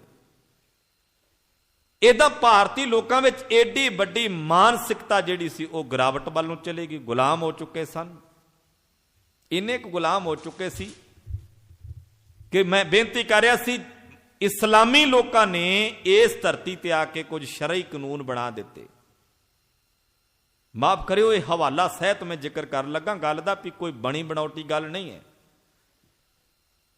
इथों तक पहला कानून दे विच लिखिया गया भी जिथे कोई हिंदू वीर तुहानूं मिलदा है, पहली ते गल वो काफर है, उहनूं कतल कर दिओ। जो कहेगा, जो इस्लामी लोग कहेंगे, जो उन्हां दी शरह कहंदी है, उहदे मुताबक हिंदू नूं तां देखना पसंद नहीं सी कीता जांदा, कतल कर दिओ कहंदे सी। यह भी आख्या जांदा सी भी जे कोई मोमन चाहे, कोई मोमन धरती ते थुकना चाहे तो वह किसी हिंदू नूं कहे भी तू मूँह खोल, उन्होंने उस वक्त मूँह खोलना पवेगा। तो इन्ना घटिया वतीरा वरत्या जांदा सी इस देश दे अंदर। ते गुलाम लोगों की मानसिकता सी, उन्होंने धीआं बच्चियां दे डोले भी उन्होंने सामने पेश किए। उन्होंने अपना राज भाग उन्होंने हवाले कर दिता, अपना धन पदार्थ हवाले कर दिता। इथों तक इनू भी उन्हें इस गुलामी नू भी रब की रजा मान लिया, इनू भी आख्या भी रब की रजा। ਇੱਕ ਮੈਂ ਬੇਨਤੀ ਕਰਦਾ ਜਾਵਾਂ ਗੁਰੂ ਕੇ ਪਿਆਰਿਓ, ਜਦੋਂ ਬੰਦਾ ਆਪਣੇ ਪਿੰਡੇ ਤੇ ਤਸ਼ੱਦਦ ਸਹਿੰਦਾ ਹੋਇਆ ਗੁਲਾਮ ਹੋ ਕੇ ਕਿਸੇ ਦੀ ਹਰ ਗੱਲ ਨਾਲ ਸਹਿਮਤ ਹੁੰਦਾ ਹੈ ਨਾ, ਇਹ ਰੱਬ ਦਾ ਹੁਕਮ ਨਹੀਂ ਹੈ, ਇਹ ਬੰਦੇ ਦੀ ਆਪਣੀ ਕਮਜ਼ੋਰੀ ਹੈ, ਮਾਨਸਿਕ ਕਮਜ਼ੋਰੀ ਹੈ। ਜੇ ਬੰਦਾ ਆਪਣੇ ਹੱਕਾਂ ਪ੍ਰਤੀ ਸੁਚੇਤ ਨਹੀਂ ਹੈ, ਆਪਣੇ ਅਧਿਕਾਰਾਂ ਪ੍ਰਤੀ ਸੁਚੇਤ ਨਹੀਂ ਹੈ, ਤੇ ਸਮਝੋ ਉਹ ਅਗਿਆਨੀ ਹੈ, ਇਹਦੇ ਵਿੱਚ ਰੱਬ ਦਾ ਕਸੂਰ ਨਹੀਂ ਹੈ। ਇੱਕ ਭੋਲੇ ਹੋਣਾ ਤੇ ਇੱਕ ਅਗਿਆਨੀ ਹੋਣਾ, ਇਹਦੇ ਵਿੱਚ ਜ਼ਮੀਨ ਅਸਮਾਨ ਦਾ ਅੰਤਰ ਹੈ। ਇੱਕ ਬੰਦਾ ਉਹ ਹੁੰਦਾ ਜਿਹੜਾ ਅਗਿਆਨੀ, ਆਪਾਂ ਕਹਿੰਦੇ ਉਹਨੂੰ ਵੀ ਕਹਿ ਦਿੰਦੇ ਵਿਚਾਰਾ ਭੋਲਾ, ਇਹਨੂੰ ਪਤਾ ਨਹੀਂ, ਉਹ ਤਾਂ ਅਗਿਆਨੀ ਹੈ, ਉਹਨੂੰ ਇਸ ਕਰਕੇ ਨਹੀਂ ਪਤਾ, ਭੋਲਾ ਨਹੀਂ ਹੈ, ਅਗਿਆਨੀ ਹੈ। ਭੋਲਾ ਸੁਭਾਅ ਹੁੰਦਾ ਜਿਹੜਾ ਸਭ ਕੁਝ ਜਾਣਦਿਆਂ ਹੋਇਆਂ ਵੀ ਆਪਣੇ ਆਪ ਨੂੰ ਨਿਮਰ ਸੁਭਾਅ ਵਿੱਚ ਰੱਖਣਾ, ਇਹਨੂੰ ਭੋਲਾ ਸੁਭਾਅ ਕਹਿੰਦੇ ਨੇ। ਜਾਣਕਾਰੀ ਸਾਰੀ ਹੈ, ਪਤਾ ਹਰ ਗੱਲ ਦਾ ਹੈ, ਹਰ ਇੱਕ ਗੱਲ ਤੋਂ, ਹਰ ਇੱਕ ਪਹਿਲੂ ਤੋਂ ਜਾਣਕਾਰੀ ਰੱਖਦਾ ਬੰਦਾ, ਪਰ ਕਿਸੇ ਨਾਲ ਉਹ ਉੱਚਾ ਨਹੀਂ ਬੋਲਦਾ, ਕਿਸੇ ਨਾਲ ਧੱਕਾ ਨਿਆਂ ਨਹੀਂ ਕਰਦਾ, ਕਿਸੇ ਦੇ ਨਾਲ ਜ਼ੁਲਮ ਨਹੀਂ ਕਰਦਾ, ਉਹਨੂੰ ਕਹਿੰਦੇ ਭੋਲਾ ਸੁਭਾਅ। ਪਰ ਕਈ ਵਾਰ ਇਹ ਹੁੰਦਾ ਹੈ ਵੀ ਬੰਦਾ ਅਗਿਆਨੀ ਹੈ, ਅਗਿਆਨੀ ਹੋਣ ਕਰਕੇ ਲੋਕ ਉਹਨੂੰ ਕਹਿੰਦੇ ਭੋਲਾ। ਅਗਿਆਨੀ ਹੋਣਾ ਤੇ ਭੋਲੇ ਹੋਣਾ, ਇਹਦੇ ਵਿੱਚ ਅੰਤਰ ਹੈ। ਇੱਥੋਂ ਦੇ ਬਹੁਤ ਲੋਕ ਅਗਿਆਨੀ ਸਨ, ਅੱਜ ਵੀ ਨੇ। ਭਾਈ ਸਾਹਿਬ ਭਾਈ ਗੁਰਦਾਸ ਜੀ ਨੇ ਜ਼ਿਕਰ ਕੀਤਾ ਨਾ, ਬਾਬਾ ਦੇਖੇ ਧਿਆਨ ਧਰ ਜਲਤੀ ਸਭ ਪ੍ਰਿਥਵੀ ਦਿਸ ਆਈ। ਇੱਥੋਂ ਮੈਂ ਗੱਲ ਆਰੰਭ ਕਰਾਂਗਾ, ਕਿਉਂਕਿ ਰਾਜਨੀਤਿਕ ਲੋਕ ਵੀ ਪ੍ਰਜਾ ਤੇ ਜ਼ੁਲਮ ਕਰਦੇ ਸੀ। ਸਮਾਜਿਕ ਲੋਕਾਂ ਦਾ ਕਸੂਰ ਸੀ ਕਿ ਉਹ ਗਿਆਨਹੀਣੇ ਤੁਰੇ ਫਿਰਦੇ ਸੀ, ਅਗਿਆਨਤਾ ਦੇ ਵਿੱਚ ਗੁੜਚ ਹੋਏ ਫਿਰਦੇ ਸੀ। ਤੇ ਧਾਰਮਿਕ ਲੋਕ ਜਿਨ੍ਹਾਂ ਨੇ ਸਿੱਧੇ ਰਸਤੇ ਪਾਉਣਾ ਸੀ ਨਾ, ਉਹ ਭਰਮਾਂ ਪਖੰਡਾਂ ਨੂੰ ਜਿਹੜਾ ਉਜਾਗਰ ਕਰ ਰਹੇ ਸੀ, ਭਰਮਾਂ ਪਖੰਡਾਂ ਦਾ ਪ੍ਰਚਾਰ ਕਰ ਰਹੇ ਸੀ। ਤੁਸੀਂ ਦੇਵੀਆਂ ਨੂੰ ਧਿਆ ਲਓ, ਤੁਸੀਂ ਦੇਵਤਿਆਂ ਨੂੰ ਧਿਆ ਲਓ, ਤੁਸੀਂ ਹਵਨ ਕਰ ਲਓ, ਤੁਸੀਂ ਆਹ ਪੂਜਾ ਪੁਜਾਰੀ ਦੇ ਦਿਓ, ਤੁਹਾਡੇ ਸਿਰ ਤੋਂ ਮੁਸੀਬਤ ਟਲ ਜਾਵੇਗੀ। ਇਦਾਂ ਦਾ ਕੁਝ ਉਸ ਵਕਤ ਵੀ ਵਾਪਰਦਾ ਸੀ। ਭਾਈ ਗੁਰਦਾਸ ਜੀ ਕਹਿੰਦੇ, ਬਾਬਾ ਦੇਖੇ ਧਿਆਨ ਧਰ ਜਲਤੀ ਸਭ ਪ੍ਰਿਥਵੀ ਦਿਸ ਆਈ। ਹੁਣ ਆਪਾਂ ਗੱਲ ਕਰਾਂਗੇ ਗੁਰੂ ਨਾਨਕ ਪਾਤਸ਼ਾਹ ਮਹਾਰਾਜ ਜੀ ਦਾ ਜਦੋਂ ਪ੍ਰਕਾਸ਼ ਹੁੰਦਾ ਹੈ, ਪ੍ਰਕਾਸ਼ ਦੇ ਸਮੇਂ ਜਿਹੜੇ ਆਉਣ ਵਾਲੇ ਹਾਲਾਤ ਸੀ ਨਾ, ਮਹਾਰਾਜ ਨੇ ਉਹਨਾਂ ਨੂੰ ਬੜੇ ਧਿਆਨ ਨਾਲ ਤੱਕਿਆ, ਬਹੁਤ ਨੇੜੇ ਹੋ ਕੇ ਲੋਕਾਂ ਦੇ ਦਰਦ ਨੂੰ ਸਮਝਿਆ। 15 ਅਪ੍ਰੈਲ 1469 ਨੂੰ ਗੁਰੂ ਸਾਹਿਬ ਦਾ ਪ੍ਰਕਾਸ਼ ਹੋਇਆ, 20 ਵਿਸਾਖ ਦਾ ਪ੍ਰਕਾਸ਼ ਹੈ। ਇਹਨਾਂ ਦਿਨਾਂ ਵਿੱਚ ਕਿਉਂ ਮਨਾਇਆ ਜਾਂਦਾ ਹੈ ਕੱਤਕ ਦੀ ਪੂਰਨਮਾਸ਼ੀ ਨੂੰ, ਇਹ ਮੈਂ ਅਗਲੇ ਦੀਵਾਨਾਂ 'ਚ ਸਾਂਝ ਪਾਵਾਂਗਾ, ਜ਼ਰੂਰ ਦੱਸਾਂਗਾ ਵੀ ਇਹ ਕਿਉਂ ਮਨਾਇਆ ਜਾਂਦਾ, ਕੱਤਕ ਦੀ ਪੂਰਨਮਾਸ਼ੀ ਵਾਲਾ ਕਿਉਂ ਪ੍ਰਚਲਿਤ ਹੋਇਆ। ਮਿਹਰਬਾਨ ਵਾਲੀ ਸਾਖੀ, ਜਿਹੜੀਆਂ ਪੁਸਤਕਾਂ ਨੇ ਧਾਰਮਿਕ ਪੁਸਤਕਾਂ ਸਾਖੀਆਂ ਵਾਲੀਆਂ, ਜਿਨ੍ਹਾਂ ਨੂੰ ਸਾਡਾ ਇਤਿਹਾਸਕ ਸਰੋਤ ਮੰਨਿਆ ਗਿਆ ਇਸ ਵਕਤ, ਜਿਹੜੇ ਇਤਿਹਾਸਕ ਸਰੋਤ ਮੰਨਦੀ ਹੈ ਸਾਡੀ ਕੌਮ, ਉਹਨਾਂ ਨੂੰ ਮਿਹਰਬਾਨ ਵਾਲੀ ਸਾਖੀ ਅਤੇ ਬਾਲੇ ਵਾਲੀ ਜਨਮ ਸਾਖੀ, ਇਹ ਦੋ ਜਨਮ ਸਾਖੀਆਂ ਨੇ ਗੁਰੂ ਨਾਨਕ ਸਾਹਿਬ ਮਹਾਰਾਜ ਜੀ ਦਾ ਜਿਹੜਾ ਜਨਮ ਹੈ ਕੱਤਕ ਦੀ ਪੂਰਨਮਾਸ਼ੀ। ਬਾਲੇ ਦੀ ਜਿਹੜੀ ਜਨਮ ਸਾਖੀ ਹੈ ਨਾ, ਉਹ ਤਾਂ ਬੜਾ ਹਾਈਲਾਈਟ ਕਰਦੀ ਹੈ ਵੀ ਕੱਤਕ ਦੀ ਪੂਰਨਮਾਸ਼ੀ ਨੂੰ ਜਨਮ ਹੋਇਆ ਗੁਰੂ ਨਾਨਕ ਸਾਹਿਬ ਜੀ ਦਾ। ਹਿੰਦੂ ਮੱਤ ਦੇ ਵਿੱਚ ਜਿਹੜਾ ਬੱਚਾ ਕੱਤਕ ਦੀ ਪੂਰਨਮਾਸ਼ੀ ਵਾਲੇ ਦਿਨ ਜਨਮ ਲੈਂਦਾ ਹੈ ਨਾ, ਜਿਹੜੇ ਸਿਆਣੇ ਸੂਝਵਾਨ ਮੇਰੇ ਹਿੰਦੂ ਵੀਰ ਪੜ੍ਹੇ ਲਿਖੇ ਨੇ, ਉਹਨਾਂ ਨੂੰ ਕਦੇ ਪੁੱਛ ਕੇ ਵੇਖਣਾ, ਜਿਨ੍ਹਾਂ ਨੂੰ ਆਪਣੇ ਧਾਰਮਿਕ ਗ੍ਰੰਥਾਂ ਦੀ ਸੋਝੀ ਹੈ, ਜਿਨ੍ਹਾਂ ਨੇ ਆਪਣੇ ਧਾਰਮਿਕ ਗ੍ਰੰਥਾਂ ਦੀ ਸਟੱਡੀ ਕੀਤੀ ਹੈ, ਉਹਨਾਂ ਨੂੰ ਕਦੇ ਪੁੱਛ ਕੇ ਵੇਖਣਾ। ਹਿੰਦੂ ਮੱਤ ਵਿੱਚ ਬਾਲਕ ਜਦੋਂ ਕੱਤਕ ਦੀ ਪੂਰਨਮਾਸ਼ੀ ਨੂੰ ਜਨਮ ਲੈਂਦਾ ਹੈ ਤੇ ਬ੍ਰਾਹਮਣ ਉਹਨੂੰ ਕਹਿੰਦਾ ਵੀ ਇਹ ਕੁਲੈਣਾ ਹੈ ਬੱਚਾ, ਉਹਨੂੰ ਕੁਲੈਣਾ ਬੱਚਾ ਆਖਿਆ ਜਾਂਦਾ, ਉਹਨੂੰ ਕੁਲੱਖਣਾ ਆਖਿਆ ਜਾਂਦਾ। ਉਹਦੇ ਬਾਰੇ ਲੋਕਾਂ ਦਾ ਨਜ਼ਰੀਆ ਠੀਕ ਨਹੀਂ ਹੁੰਦਾ। ਇਸ ਕਰਕੇ ਗੁਰੂ ਨਾਨਕ ਸਾਹਿਬ ਮਹਾਰਾਜ ਜੀ ਦਾ ਜਿਹੜਾ ਜਨਮ ਹੈ ਨਾ, ਉਹ ਕੱਤਕ ਦੀ ਪੂਰਨਮਾਸ਼ੀ ਨਾਲ ਜੋੜ ਦਿੱਤਾ ਗਿਆ। ਸ਼ੈਤਾਨ ਦਿਮਾਗ ਲੋਕਾਂ ਦੀ ਇਹ ਕਾਢ ਸੀ। ਗੁਰੂ ਨਾਨਕ ਸਾਹਿਬ ਜੀ ਦਾ ਜਿਹੜਾ ਅਸਲੀ ਬਰਥ ਹੈ ਨਾ, ਅਸਲੀ ਜਨਮ ਜਿਹੜਾ ਹੈ, ਉਹ 20 ਵਿਸਾਖ ਦਾ ਹੈ, ਕੱਤਕ ਦੀ ਪੂਰਨਮਾਸ਼ੀ ਦਾ ਨਹੀਂ ਹੈ। ਇਹ ਕੇਵਲ ਬਾਲੇ ਦੀ ਜਨਮ ਸਾਖੀ ਬਿਆਨ ਕਰਦੀ ਹੈ। ਤੇ ਬਾਲਾ ਕੌਣ ਸੀ, ਇਹਦਾ ਵਿਸਤਾਰ ਆਪਾਂ ਬਾਅਦ ਵਿੱਚ ਕਰਾਂਗੇ। ਮਾਫ ਕਰਨਾ, ਮੈਂ ਫਿਰ ਵਿਸ਼ੇ ਤੇ ਆ ਕੇ ਗੱਲ ਕਰਾਂ। ਬਾਲੇ ਬਾਰੇ ਖਿਆਲ ਪ੍ਰਚਲਿਤ ਹੈ, ਗੁਰੂ ਨਾਨਕ ਸਾਹਿਬ ਜੀ ਦੇ ਨਾਲ ਸਾਥੀ ਰਿਹਾ ਹੈ। ਪਰ ਗੁਰੂ ਨਾਨਕ ਸਾਹਿਬ ਜੀ ਦੇ ਨਾਲ ਸਾਥੀ ਕੌਣ ਸੀ?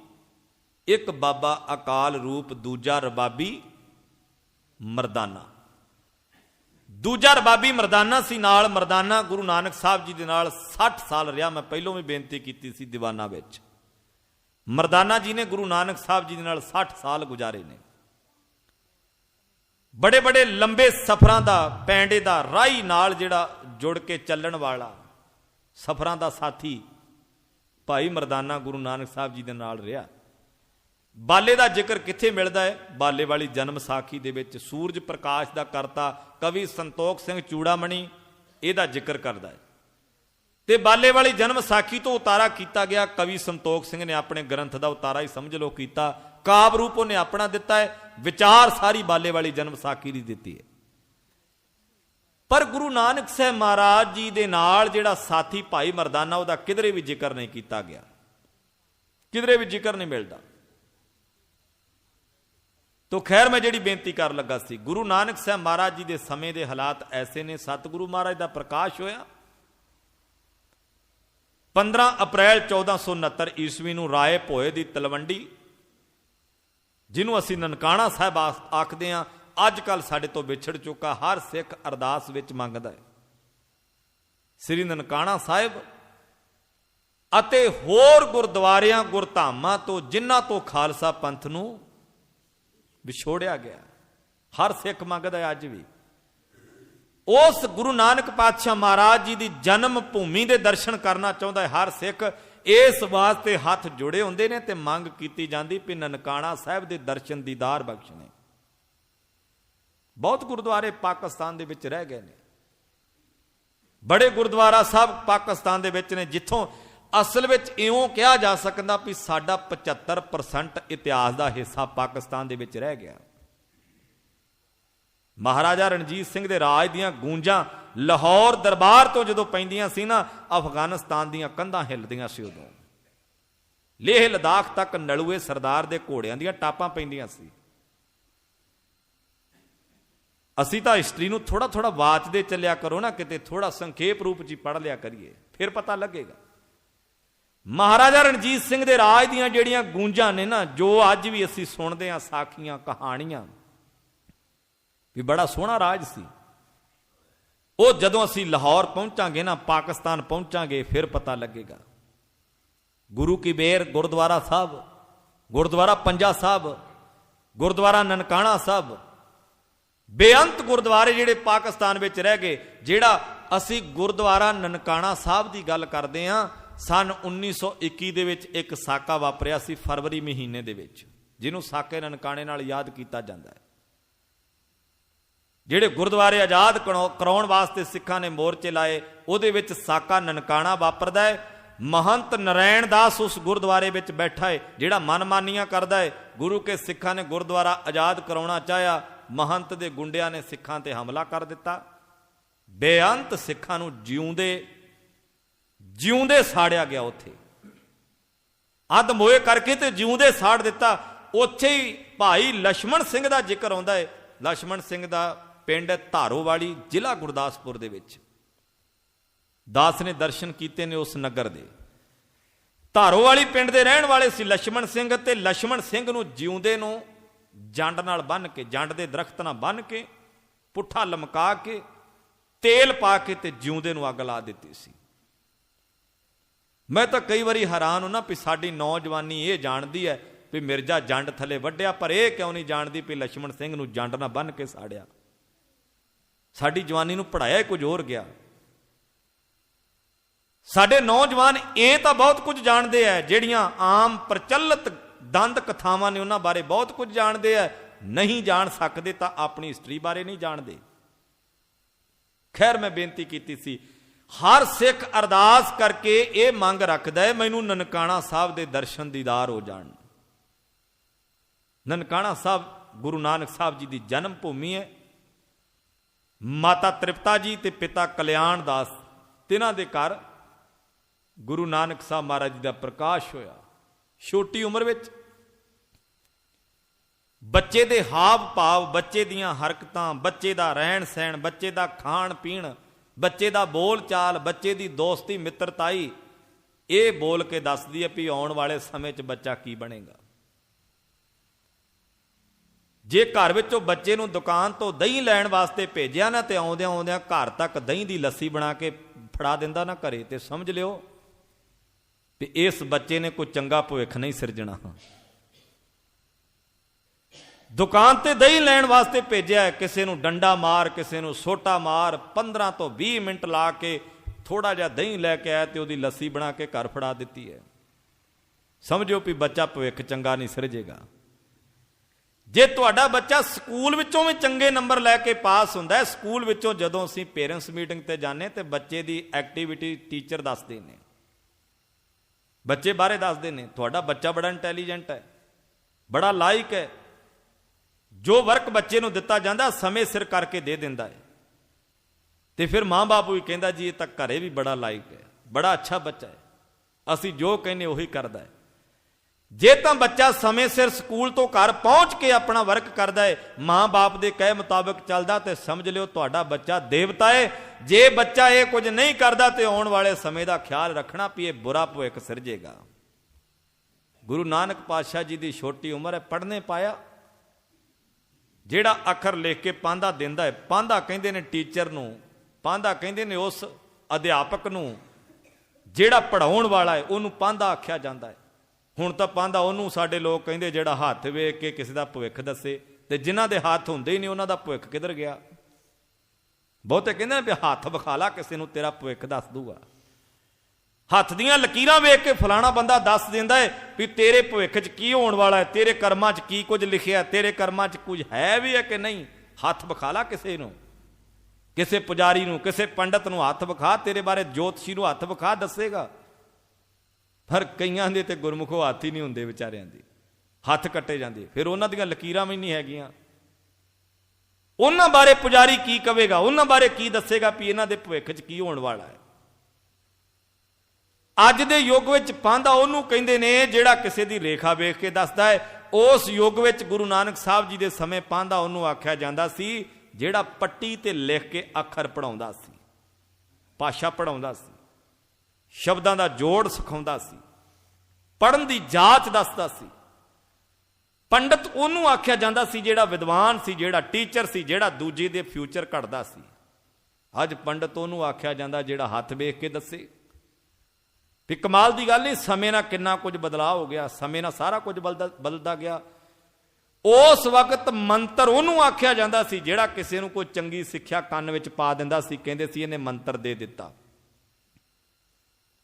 ਅੱਜ ਵੀ ਸਾਡੇ ਬਜ਼ੁਰਗ ਨਾ ਕਈ ਵਾਰੀ ਜਦੋਂ ਕੋਈ ਕਿਸੇ ਮੁਸੀਬਤ ਵਿੱਚ ਹੋਣ, ਕੋਈ ਕੰਮ ਮੁਸ਼ਕਲ ਵਿੱਚ ਹੋਵੇ, ਅੜ ਜਾਵੇ, ਕੰਮ ਨਾ ਸਿਰੇ ਚੜੇ, ਤਾਂ ਕਹਿੰਦੇ ਵੀ ਹੁਣ ਕੋਈ ਮੰਤਰ ਲਾਉਣਾ ਪਊਗਾ। ਮੰਤਰ ਦਾ ਮੀਨਿੰਗ ਹੁੰਦਾ ਵੀ ਦੂਜੇ ਤੋਂ ਸਲਾਹ ਲੈਣੀ ਪਵੇਗੀ। ਉਸ ਯੁੱਗ ਦੇ ਵਿੱਚ ਮੰਤਰ ਆਖਿਆ ਜਾਂਦਾ ਸੀ ਸਿੱਖਿਆ ਨੂੰ। ਅੱਜ ਦੇ ਸਮੇਂ ਵਿੱਚ ਕੋਈ ਗਾਇਬੀ ਤਾਕਤ ਨੂੰ ਆਖਿਆ ਜਾਂਦਾ ਵੀ ਇਹਨੇ ਕੋਈ ਮੰਤਰ ਮਾਰਨਾ ਹੈ। ਜੰਤਰ ਵਿਗਿਆਨ ਨੂੰ ਪੜ੍ਹ ਕੇ ਵੇਖੋ, ਸਾਇੰਸ ਨੂੰ ਪੜ੍ਹ ਕੇ ਵੇਖੋ, ਜੰਤਰ ਆਖਿਆ ਜਾਂਦਾ ਉਹਨਾਂ ਚੀਜ਼ਾਂ ਨੂੰ ਜਿਹੜੀਆਂ ਮਨੁੱਖ ਦੀਆਂ ਲੋੜਾਂ ਨੇ। ਇਹ ਸਾਡੇ ਸਮਾਜ ਵਿੱਚ ਸਹਿਜੇ ਸਹਿਜੇ ਜਿਹੜੀਆਂ ਗੱਲਾਂ ਸੀ ਉਹਨਾਂ ਚੋਂ ਅਸੀਂ ਭਰਮ ਪੈਦਾ ਕਰ ਲਏ। ਭਰਮਾਂ ਦਾ ਗਰਸਿਆ ਹੋਇਆ ਮਨੁੱਖ ਚੰਗੀਆਂ ਗੱਲਾਂ ਦੇ ਅਰਥ ਵੀ ਉਲਟ ਕੱਢ ਕੇ ਬੈਠ ਗਿਆ। ਖੈਰ, ਜਿਹੜੀ ਬੇਨਤੀ ਕਰ ਰਿਹਾ ਸੀ, ਗੁਰੂ ਨਾਨਕ ਪਾਤਸ਼ਾਹ ਮਹਾਰਾਜ ਜੀ ਦੇ ਸਮੇਂ ਇਹ ਬਹੁਤ ਕੁਝ ਸੀ, ਬਹੁਤ ਕੁਝ।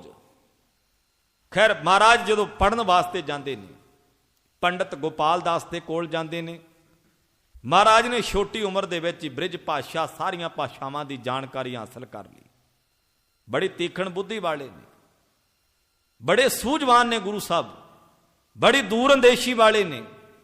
ਗੁਰੂ ਨਾਨਕ ਸਾਹਿਬ ਜੀ ਨੇ ਆਪਣੀ ਬਾਣੀ ਵਿੱਚ ਇੱਕ ਜ਼ਿਕਰ ਕੀਤਾ, ਮੈਂ ਪੰਕਤੀ ਤੁਹਾਡੇ ਨਾਲ ਪੜ੍ਹ ਕੇ ਸਾਂਝੀ ਕਰ ਦੇਵਾਂ। ਮੈਂ ਆਸ ਰੱਖਦਾ ਵੀ ਤੁਸੀਂ ਇਹਦੇ ਅਰਥ ਵੀ ਵੇਖੋਗੇ, ਮੈਂ ਤੁਹਾਡੇ ਤੋਂ ਆਸ ਰੱਖਦਾ ਵੀ ਤੁਸੀਂ ਇਹਦੇ ਅਰਥ ਵੀ ਪੜ੍ਹੋਗੇ। ਉਹ ਪੰਕਤੀ ਹੈ, ਅੱਗੋਂ ਦੇ ਜੇ ਚੇਤੀਏ ਤਾਂ ਕਾਇਤ ਮਿਲੇ ਸਜਾਏ।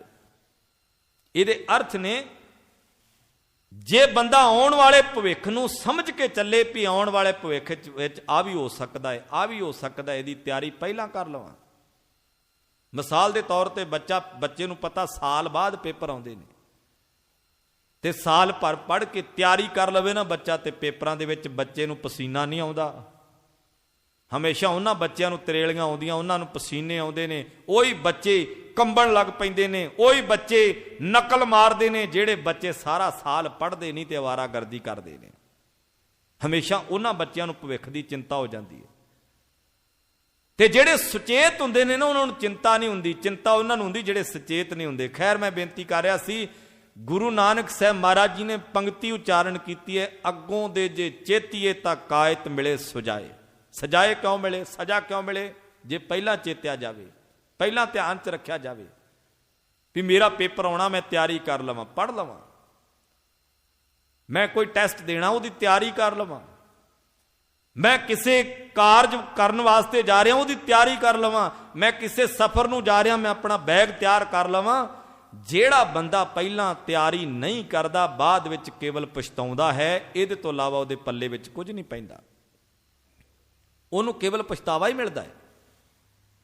ਗੁਰੂ ਨਾਨਕ ਸਾਹਿਬ ਮਹਾਰਾਜ ਜੀ ਨੇ ਸਭ ਤੋਂ ਪਹਿਲਾਂ ਆਵਾਜ਼ ਦਿੱਤੀ ਇਸ ਗੱਲ ਦੀ, ਅੱਗੋਂ ਦੇ ਜੇ ਚੇਤੀਏ ਤਾਂ ਕਾਇਤ ਮਿਲੇ ਸਜਾਏ। 9 ਸਾਲ ਦੀ ਉਮਰ ਸਤਿਗੁਰੂ ਮਹਾਰਾਜ ਜੀ ਦੀ, ਸਹਿਜੇ ਸਹਿਜੇ ਗਰੀਬ ਨਵਾਜ ਪਾਤਸ਼ਾਹ ਮਹਾਰਾਜ ਜਿਵੇਂ ਜਿਵੇਂ ਉਮਰ ਵੱਡੀ ਹੁੰਦੀ ਜਾ ਰਹੀ ਹੈ, ਮਹਾਰਾਜ ਦੇਖ ਰਹੇ ਨੇ ਆਲਾ ਦੁਆਲਾ, ਸ਼ਿਕਾਇਤਾਂ ਵੀ ਆਉਣ ਲੱਗੀਆਂ ਅਧਿਆਪਕ ਦੇ ਕੋਲੋਂ, ਜਿਵੇਂ ਸ਼ਿਕਾਇਤ ਆਉਂਦੀ ਨਾ ਬੱਚੇ ਦੀ, ਇਦਾਂ ਗੁਰੂ ਨਾਨਕ ਪਾਤਸ਼ਾਹ ਜੀ ਦੀਆਂ ਸ਼ਿਕਾਇਤਾਂ ਵੀ ਆਉਣ ਲੱਗੀਆਂ। ਸਾਡੇ ਬੱਚਿਆਂ ਵਰਗੀਆਂ ਨਹੀਂ, ਗੁਰੂ ਨਾਨਕ ਪਾਤਸ਼ਾਹ ਜੀ ਦੀ ਸ਼ਿਕਾਇਤ ਇਹ ਆਈ ਕਿ ਮਹਿਤਾ ਕਲਿਆਣ ਦਾਸ ਜੀ ਤੁਹਾਡਾ ਬੱਚਾ, ਅਸੀਂ ਇੱਕ ਅੱਖਰ ਪੜ੍ਹਾ ਰਹੇ ਹੁੰਨੇ ਤੇ ਤੁਹਾਡਾ ਬੱਚਾ ਅਗਲੀ ਗੱਲ ਵੀ ਦੱਸ ਦਿੰਦਾ ਸਾਨੂੰ, ਤੁਹਾਡੇ ਬੱਚੇ ਦੇ ਵਿੱਚ ਬੜੀ ਕੁਆਲਿਟੀ ਹੈ। ਔਰ ਮੈਂ ਬੇਨਤੀ ਕਰਨੀ ਚਾਹੁੰਦਾ, ਜਿਹੜੀ ਗੱਲ ਅਧਿਆਪਕ ਪੜ੍ਹਾਉਂਦਾ ਬਸ ਓਨੀ ਪੜ੍ਹੇ ਬੱਚਾ, ਨਾਨਕ ਨੂੰ ਕਹਿ ਦਿਓ ਵੀ ਇਹਦੇ ਤੋਂ ਅਗਲੀ ਗੱਲ ਨਾ ਦੱਸੇ। ਕਈ ਵਾਰੀ ਪੜ੍ਹਦਿਆਂ ਗੁਰੂ ਨਾਨਕ ਸਾਹਿਬ ਪਾਂਧੇ ਨੂੰ ਵੀ ਕੁਝ ਗੱਲਾਂ ਕਹਿ ਜਾਂਦੇ ਨੇ, ਪਾਂਧੇ ਨੂੰ ਵੀ ਕੁਝ ਸਮਝਾਉਣ ਦਾ ਯਤਨ ਕਰਦੇ ਨੇ। ਦੇਖਿਆ ਵੀ ਕਈ ਬੱਚੇ ਬੜੇ ਤੀਖਣ ਬੁੱਧੀ ਵਾਲੇ ਹੁੰਦੇ ਨੇ ਕਿ ਆਪਣੇ ਅਧਿਆਪਕ ਨੂੰ ਕਈ ਸਵਾਲ ਕਰ ਜਾਂਦੇ ਨੇ। ਸਫਲ ਅਧਿਆਪਕ ਉਹ ਹੁੰਦਾ ਹੈ ਜਿਹੜਾ ਬੱਚੇ ਦੇ ਸਵਾਲ ਦਾ ਜਵਾਬ ਦੇਵੇ, ਜੇ ਜਵਾਬ ਨਾ ਆਉਂਦਾ ਹੋਵੇ ਤੇ ਬੱਚੇ ਤੋਂ ਟਾਈਮ ਮੰਗ ਲਵੇ ਵੀ ਬੇਟਾ ਮੈਂ ਕੱਲ ਨੂੰ ਜਵਾਬ ਦਿਆਂਗਾ, ਉਹ ਸਫਲ ਅਧਿਆਪਕ ਹੁੰਦਾ ਹੈ। ਉਹ ਸਫਲ ਅਧਿਆਪਕ ਨਹੀਂ ਹੁੰਦਾ ਜਿਹੜਾ ਬੱਚੇ ਦੇ ਸਵਾਲ ਦਾ ਜਵਾਬ ਨਾ ਦੇ ਪਾਵੇ ਤੇ ਉਲਟਾ ਬੱਚੇ ਨੂੰ ਡਾਂਟ ਦੇਵੇ, ਆਖੇ ਤੂੰ ਪੁੱਠੇ ਸਿੱਧੇ ਸਵਾਲ ਨਾ ਕਰਿਆ ਕਰ। ਅਧਿਆਪਕ ਆਪਣੀ ਕਮਜ਼ੋਰੀ ਨੂੰ ਛਿਪਾਉਂਦਾ ਹੋਇਆ ਬੱਚੇ ਦੀ ਮਾਨਸਿਕਤਾ ਤੇ ਵੀ ਪ੍ਰਭਾਵ ਪਾ ਦਿੰਦਾ ਹੈ। ਇਹ ਅਧਿਆਪਕ ਦੀ ਆਪਣੀ ਕਮਜ਼ੋਰੀ ਉਹਨੂੰ ਪਤਾ ਨਹੀਂ ਹੈ, ਬੱਚੇ ਦੇ ਅੰਦਰ ਕੁਆਲਿਟੀ, ਉਹ ਸਵਾਲ ਕਰਦਾ। ਇਦਾਂ ਦੇ ਸਵਾਲ ਮੇਰੇ ਗਰੀਬ ਨਵਾਜ ਗੁਰੂ ਨਾਨਕ ਪਾਤਸ਼ਾਹ ਪਾਂਧੇ ਨੂੰ ਵੀ ਕਰਦੇ ਨੇ, ਮੌਲਵੀ ਨੂੰ ਵੀ ਕਰਦੇ ਨੇ, ਪੰਡਤ ਨੂੰ ਵੀ ਕਰਦੇ ਨੇ। ਪੜ੍ਹਦਿਆਂ ਗੁਰੂ ਨਾਨਕ ਪਾਤਸ਼ਾਹ ਮਹਾਰਾਜ ਜੀ ਨੇ ਬਹੁਤ ਸਾਰੀਆਂ ਭਾਸ਼ਾਵਾਂ ਦੀ ਜਾਣਕਾਰੀ ਹਾਸਲ ਕੀਤੀ। ਗੁਰੂ ਪਾਤਸ਼ਾਹ ਜੀ ਦੀ ਬਾਣੀ ਪੜ੍ਹ ਕੇ ਵੇਖਿਓ, ਵੱਖ-ਵੱਖ ਭਾਸ਼ਾਵਾਂ ਦੇ ਸ਼ਬਦ ਵਰਤੇ ਨੇ ਗੁਰੂ ਪਾਤਸ਼ਾਹ ਨੇ ਬਾਣੀ 'ਚ। ਇਹਦਾ ਅਰਥ ਜਾਣਕਾਰੀ ਸੀ ਗੁਰੂ ਸਾਹਿਬ ਨੂੰ, ਇਹਦਾ ਅਰਥ ਮਹਾਰਾਜ ਇਹਨਾਂ ਭਾਸ਼ਾਵਾਂ ਦੀ ਚੰਗੀ ਨੌਲੇਜ ਰੱਖਦੇ ਸਨ, ਤਾਂ ਹੀ ਇਹ ਸ਼ਬਦ ਵਰਤੇ ਗਏ ਨੇ, ਅਰਬੀ ਫਾਰਸੀ ਵਰਗੇ ਸ਼ਬਦ ਵਰਤੇ ਗਏ ਨੇ। ਬਾਣੀ ਪੜ੍ਹਦੇ ਨਾ, ਤਲੰਗ ਰਾਗ ਜਦੋਂ ਸ਼ੁਰੂ ਹੁੰਦਾ, ਜਨ ਪਿਸਰ ਪਦਰ ਬਿਰਾਦਰਾਂ ਕਸਨੇਸ ਦਸਤੰਗੀਰ, ਵਿੱਚੇ ਫਾਰਸੀ ਦੇ ਸ਼ਬਦ ਨੇ। ਅੱਜ ਬਿਰਾਦਰਾਂ ਸ਼ਬਦ ਜਿਹੜਾ ਵਾ ਮਿਲਦਾ ਜੁਲਦਾ ਹੈ, ਬਿਰਾਦਰਾਂ ਬਰਦਰ, ਬਾਈ, ਭਾਈ, ਭਰਾ, ਭਰਾਤਾ ਹੈ ਤਾਂ ਸ਼ਬਦ ਭਰਾ ਤੋਂ ਹੀ ਨਾ। ਇੰਗਲਿਸ਼ ਵਿੱਚ ਲੋਕ ਬ੍ਰਦਰ ਕਹਿ ਦਿੰਦੇ ਨੇ ਤੇ ਇੱਥੇ ਫਾਰਸੀ ਦੇ ਵਿੱਚ ਬਰਾਦਰਾ ਆਖ ਦਿੱਤਾ, ਜਾਂ ਫਿਰ ਬਾਈ ਕਹਿ ਦਿੰਦੇ ਨੇ, ਸਾਡੀ ਤੁਹਾਡੀ ਬੋਲੀ ਵਿੱਚ ਬਾਈ ਕਹਿ ਦਿੰਦੇ ਨੇ, ਮਾਝੇ ਦੀ ਬੋਲੀ 'ਚ ਭਾਈ ਕਹਿ ਦਿੰਦੇ ਨੇ, ਹਿੰਦੀ ਦੇ ਵਿੱਚ ਭਈਆ ਕਹਿ ਦਿੰਦੇ ਨੇ, ਭਈਆ ਵੀ ਕਿਹਾ ਜਾਂਦਾ ਭਾਈ ਨੂੰ ਹੀ। ਤੋ ਵੱਖ-ਵੱਖ ਬੋਲੀਆਂ ਦੇ ਵਿੱਚ ਇੱਕੋ ਸ਼ਬਦ ਨੂੰ ਜਦੋਂ ਬੋਲਿਆ, ਅਰਥ ਇਹਦਾ ਸਾਰਿਆਂ ਦਾ ਇੱਕ ਹੀ ਬਣਦਾ ਹੈ। ਮਹਾਰਾਜ ਗੁਰੂ ਨਾਨਕ ਸਾਹਿਬ ਸੱਚੇ ਪਾਤਸ਼ਾਹ ਵੱਖ-ਵੱਖ ਬੋਲੀਆਂ ਭਾਸ਼ਾਵਾਂ ਦੀ ਜਾਣਕਾਰੀ ਰੱਖਣ ਲੱਗੇ। 9 ਸਾਲ ਦੀ ਜਦੋਂ ਉਮਰ ਹੋਈ ਨਾ ਮਹਾਰਾਜ ਦੀ, ਮੈਂ ਇਸ ਗੱਲ ਦਾ ਜ਼ਿਕਰ ਕਰਦਾ ਜਾਵਾਂਗਾ, ਇਹ ਸਿਰਫ ਬਚਪਨ ਦੀ ਪਹਿਲੀ ਘਟਨਾ 9 ਸਾਲ ਦੀ ਉਮਰ ਵਾਲੀ ਹੈ। 9 ਸਾਲ ਦੀ ਉਮਰ ਵਾਲੀ ਇਹ ਪਹਿਲੀ ਘਟਨਾ ਹੈ। ਜਦੋਂ ਕਿ ਸਾਡੇ ਘਰਾਂ ਵਿੱਚ ਬੱਚਾ ਜਵਾਨ ਹੁੰਦਾ ਹੈ ਨਾ, ਤੇ ਬਹੁਤ ਲੋਕ ਕਹਿੰਦੇ ਵੀ ਖੁਸ਼ੀ ਮਨਾਉਣ ਦੇ ਲਈ ਧਮਾਨ ਕਰਨਾ ਹੈ, ਬੱਚੇ ਦੇ ਜਨਮ ਦਿਨ ਨੂੰ ਮਨਾਉਣਾ ਹੈ, ਰਿਸ਼ਤੇਦਾਰ ਸੱਦਣੇ ਹੈ, ਪਰਿਵਾਰ ਸੱਦਣੇ ਹੈ, ਸੰਬੰਧੀ ਸੱਦਣੇ ਹੈ, ਅਖੰਡ ਪਾਠ ਕਰਵਾਓ ਜੀ, ਸੁਖਮਨੀ ਸਾਹਿਬ ਦਾ ਪਾਠ ਕਰਵਾਓ, ਉਹਦੇ ਬਾਅਦ ਫਿਰ ਖਾਣ ਪੀਣ ਦਾ ਪ੍ਰੋਗਰਾਮ ਕਰੋ, ਜਸ਼ਨ ਮਨਾਓ, ਰਾਜਨੀਤਿਕ ਲੋਕਾਂ ਨੂੰ ਸੱਦੋ, ਅਸਰ ਰਸੂਖ ਵਾਲੇ ਲੋਕਾਂ ਨੂੰ ਸੱਦੋ, ਤਾਂ ਕਿ ਪਤਾ ਲੱਗੇ ਵੀ ਬਹੁਤ ਵੱਡਾ ਫਲਾਣੇ ਵਿਅਕਤੀ ਨੇ ਇਕੱਠ ਕੀਤਾ ਹੈ। ਇੱਦਾਂ ਦਾ ਇਕੱਠ ਮਹਿਤਾ ਕਲਿਆਣ ਦਾਸ, ਜਿਹੜਾ ਕਿ ਇਲਾਕੇ ਦਾ ਬਹੁਤ ਵੱਡਾ ਪਟਵਾਰੀ ਸੀ, ਉਹਨਾਂ ਸਮਿਆਂ ਦੇ ਵਿੱਚ ਪਟਵਾਰੀ ਬੜਾ ਵੱਡਾ ਰੁਤਬਾ ਰੱਖਦਾ ਸੀ, ਤੇ ਮਹਿਤਾ ਕਲਿਆਣ ਦਾਸ ਦਾ ਅਸਰ ਰਸੂਖ ਵੀ ਬੜਾ ਸੀ ਇਲਾਕੇ ਦੇ ਵਿੱਚ। ਰਾਏ ਬੁਲਾਰ ਵਰਗੇ ਜਿਹੜੇ ਸੀ ਬੜਾ ਮਾਣ ਕਰਦੇ ਨੇ ਮਹਿਤਾ ਕਲਿਆਣ ਦਾਸ ਜੀ ਦਾ। ਜਦੋਂ ਗੁਰੂ ਨਾਨਕ ਸਾਹਿਬ ਸੱਚੇ ਪਾਤਸ਼ਾਹ 9 ਸਾਲ ਦੇ ਹੋਏ ਤੇ ਜਨੇਊ ਦੀ ਰਸਮ, ਪੰਡਤ ਨੇ ਆ ਕੇ ਘਰ ਕਿਹਾ ਵੀ ਤੁਹਾਡਾ ਬੱਚਾ ਜਵਾਨ ਹੋ ਗਿਆ। ਕਲਿਆਣ ਦਾਸ ਜੀ ਬੱਚਾ ਜਵਾਨ ਹੋ ਗਿਆ, ਜਨੇਊ ਦੀ ਰਸਮ ਕਰੋ, ਧਾਰਮਿਕ ਰਸਮਾਂ ਕਰੋ, ਬੱਚਾ ਤੁਹਾਡਾ ਜਵਾਨ ਹੋ ਰਿਹਾ ਹੈ। 9 ਸਾਲ ਦੀ ਉਮਰ ਸੀ। ਤੇ ਖਿਆਲ ਕਰਨਾ ਗੁਰੂ ਨਾਨਕ ਸਾਹਿਬ ਮਹਾਰਾਜ ਜੀ ਦੀ ਇਹ ਪਹਿਲੀ ਘਟਨਾ ਸੀ, ਇਹ ਸਭ ਤੋਂ ਪਹਿਲੀ ਘਟਨਾ ਜਿਸ ਵਿੱਚ ਸਾਰਿਆਂ ਨੂੰ ਹਲੂਣ ਕੇ ਰੱਖ ਦਿੱਤਾ ਮਹਾਰਾਜ ਨੇ। ਸਾਡੇ ਤੇ 9 ਸਾਲ ਦੇ ਬੱਚੇ ਨੂੰ ਇਹ ਨਹੀਂ ਪਤਾ, ਕਈ ਵਾਰੀ ਜਦੋਂ ਮੀਡੀਏ ਵਾਲੇ ਅੱਗੇ ਮਾਈਕ ਕਰਕੇ ਪੁੱਛਦੇ ਨਾ ਵੀ ਦੱਸ ਇਸ ਵੱਡੇ ਜੋੜ ਮੇਲੇ 'ਚ ਕੀ ਲੈਣਾ ਆ, ਕਹਿੰਦਾ ਪਤਾ ਨਹੀਂ, ਮੈਂ ਤਾਂ ਮੇਲਾ ਵੇਖਣ ਆਇਆ। 9 ਸਾਲ ਦੇ ਸਾਡੇ ਬੱਚੇ ਦੀ ਆਹ ਹਾਲਤ ਹੈ, 18-18 ਸਾਲ ਦੇ ਜਵਾਨਾਂ ਦੀ ਆਹ ਹਾਲਤ ਹੈ। ਫਤਿਹਗੜ੍ਹ ਸਾਹਿਬ ਦੀ ਧਰਤੀ ਜਿਹੜੀ ਪੂਰੇ ਸੰਸਾਰ ਦੇ ਵਿੱਚ ਸਭ ਤੋਂ ਮਹਿੰਗੀ ਧਰਤੀ ਹੈ, ਉੱਥੇ ਜਾ ਕੇ ਸਾਡੇ ਬੱਚਿਆਂ ਨੂੰ ਸਵਾਲ ਕਰਦੇ ਨੇ ਮੀਡੀਏ ਵਾਲੇ, ਕਿਸ ਵਾਸਤੇ ਆਏ ਹੋ? ਕਹਿੰਦੇ ਜੀ ਮੇਲਾ ਹੁੰਦਾ ਹੈ ਹਰ ਸਾਲ, ਤਾਂ ਆਏ ਆ।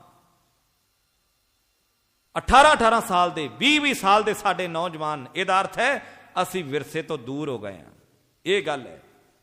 ਗੁਰੂ ਨਾਨਕ ਸਾਹਿਬ ਮਹਾਰਾਜ ਜੀ ਦੀ 9 ਸਾਲ ਦੀ ਉਮਰ ਹੈ ਤੇ 9 ਸਾਲ ਦੀ ਉਮਰ ਵਿੱਚ ਇਹ ਸਾਰੀ ਰਸਮ ਹੋਣੀ ਹੈ ਜਨੇਊ ਦੀ। ਹਿੰਦੂ ਮੱਤ ਵਿੱਚ ਜਿਹੜਾ ਜਨੇਊ ਪਾਇਆ ਜਾਂਦਾ ਸੀ, ਇਹ ਵੱਖਰਾ ਵਿਸ਼ਾ ਵੀ ਜਨੇਊ ਦੀਆਂ ਕਿਸਮਾਂ ਅਲੱਗ-ਅਲੱਗ ਸੀ। ਖੱਤਰੀ ਦਾ ਜਨੇਊ ਵੱਖਰਾ, ਵੈਸ਼ ਦਾ ਵੱਖਰਾ, ਤੇ ਸ਼ੂਦਰ ਦੇ ਤੇ ਕਰਮਾਂ 'ਚ ਹੀ ਨਹੀਂ ਆਇਆ।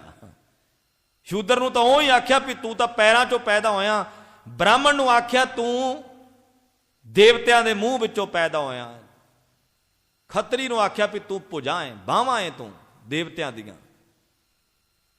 ਤੇ ਜਿਹੜਾ ਵੈਸ਼ ਸੀ ਨਾ ਵਪਾਰ ਕਰਨ ਵਾਲਾ, ਉਹਨੂੰ ਕਿਹਾ ਤੂੰ ਲੱਤਾਂ ਹੈ, ਤੇ ਸ਼ੂਦਰ ਜਿਹੜਾ ਉਹਨੂੰ ਆਖਿਆ ਤੂੰ ਪੈਰ ਹੈ। ਫਿਰ ਜਿੱਥੇ ਮਰਜੀ ਗੰਦ ਮੰਦ ਵਾਲੇ ਥਾਂ ਤੇ ਪੈਰ ਤੁਰੇ ਫਿਰਨ, ਪੈਰ ਤਾਂ ਸਭ ਤੋਂ ਥੱਲੇ ਵਾਲਾ ਹਿੱਸਾ ਹੈ ਨਾ ਸਰੀਰ ਦਾ। ਸ਼ੂਦਰ ਨੂੰ ਆਖਿਆ ਤੂੰ ਸਭ ਤੋਂ ਥੱਲੇ ਹੈ। 4 ਤਰ੍ਹਾਂ ਦੀ ਵਰਣ ਵੰਡ ਕੀਤੀ ਗਈ ਸੀ। ਇਹ ਲੋਕਾਂ ਦੀ ਮਾਨਸਿਕ ਗੁਲਾਮੀ ਸੀ।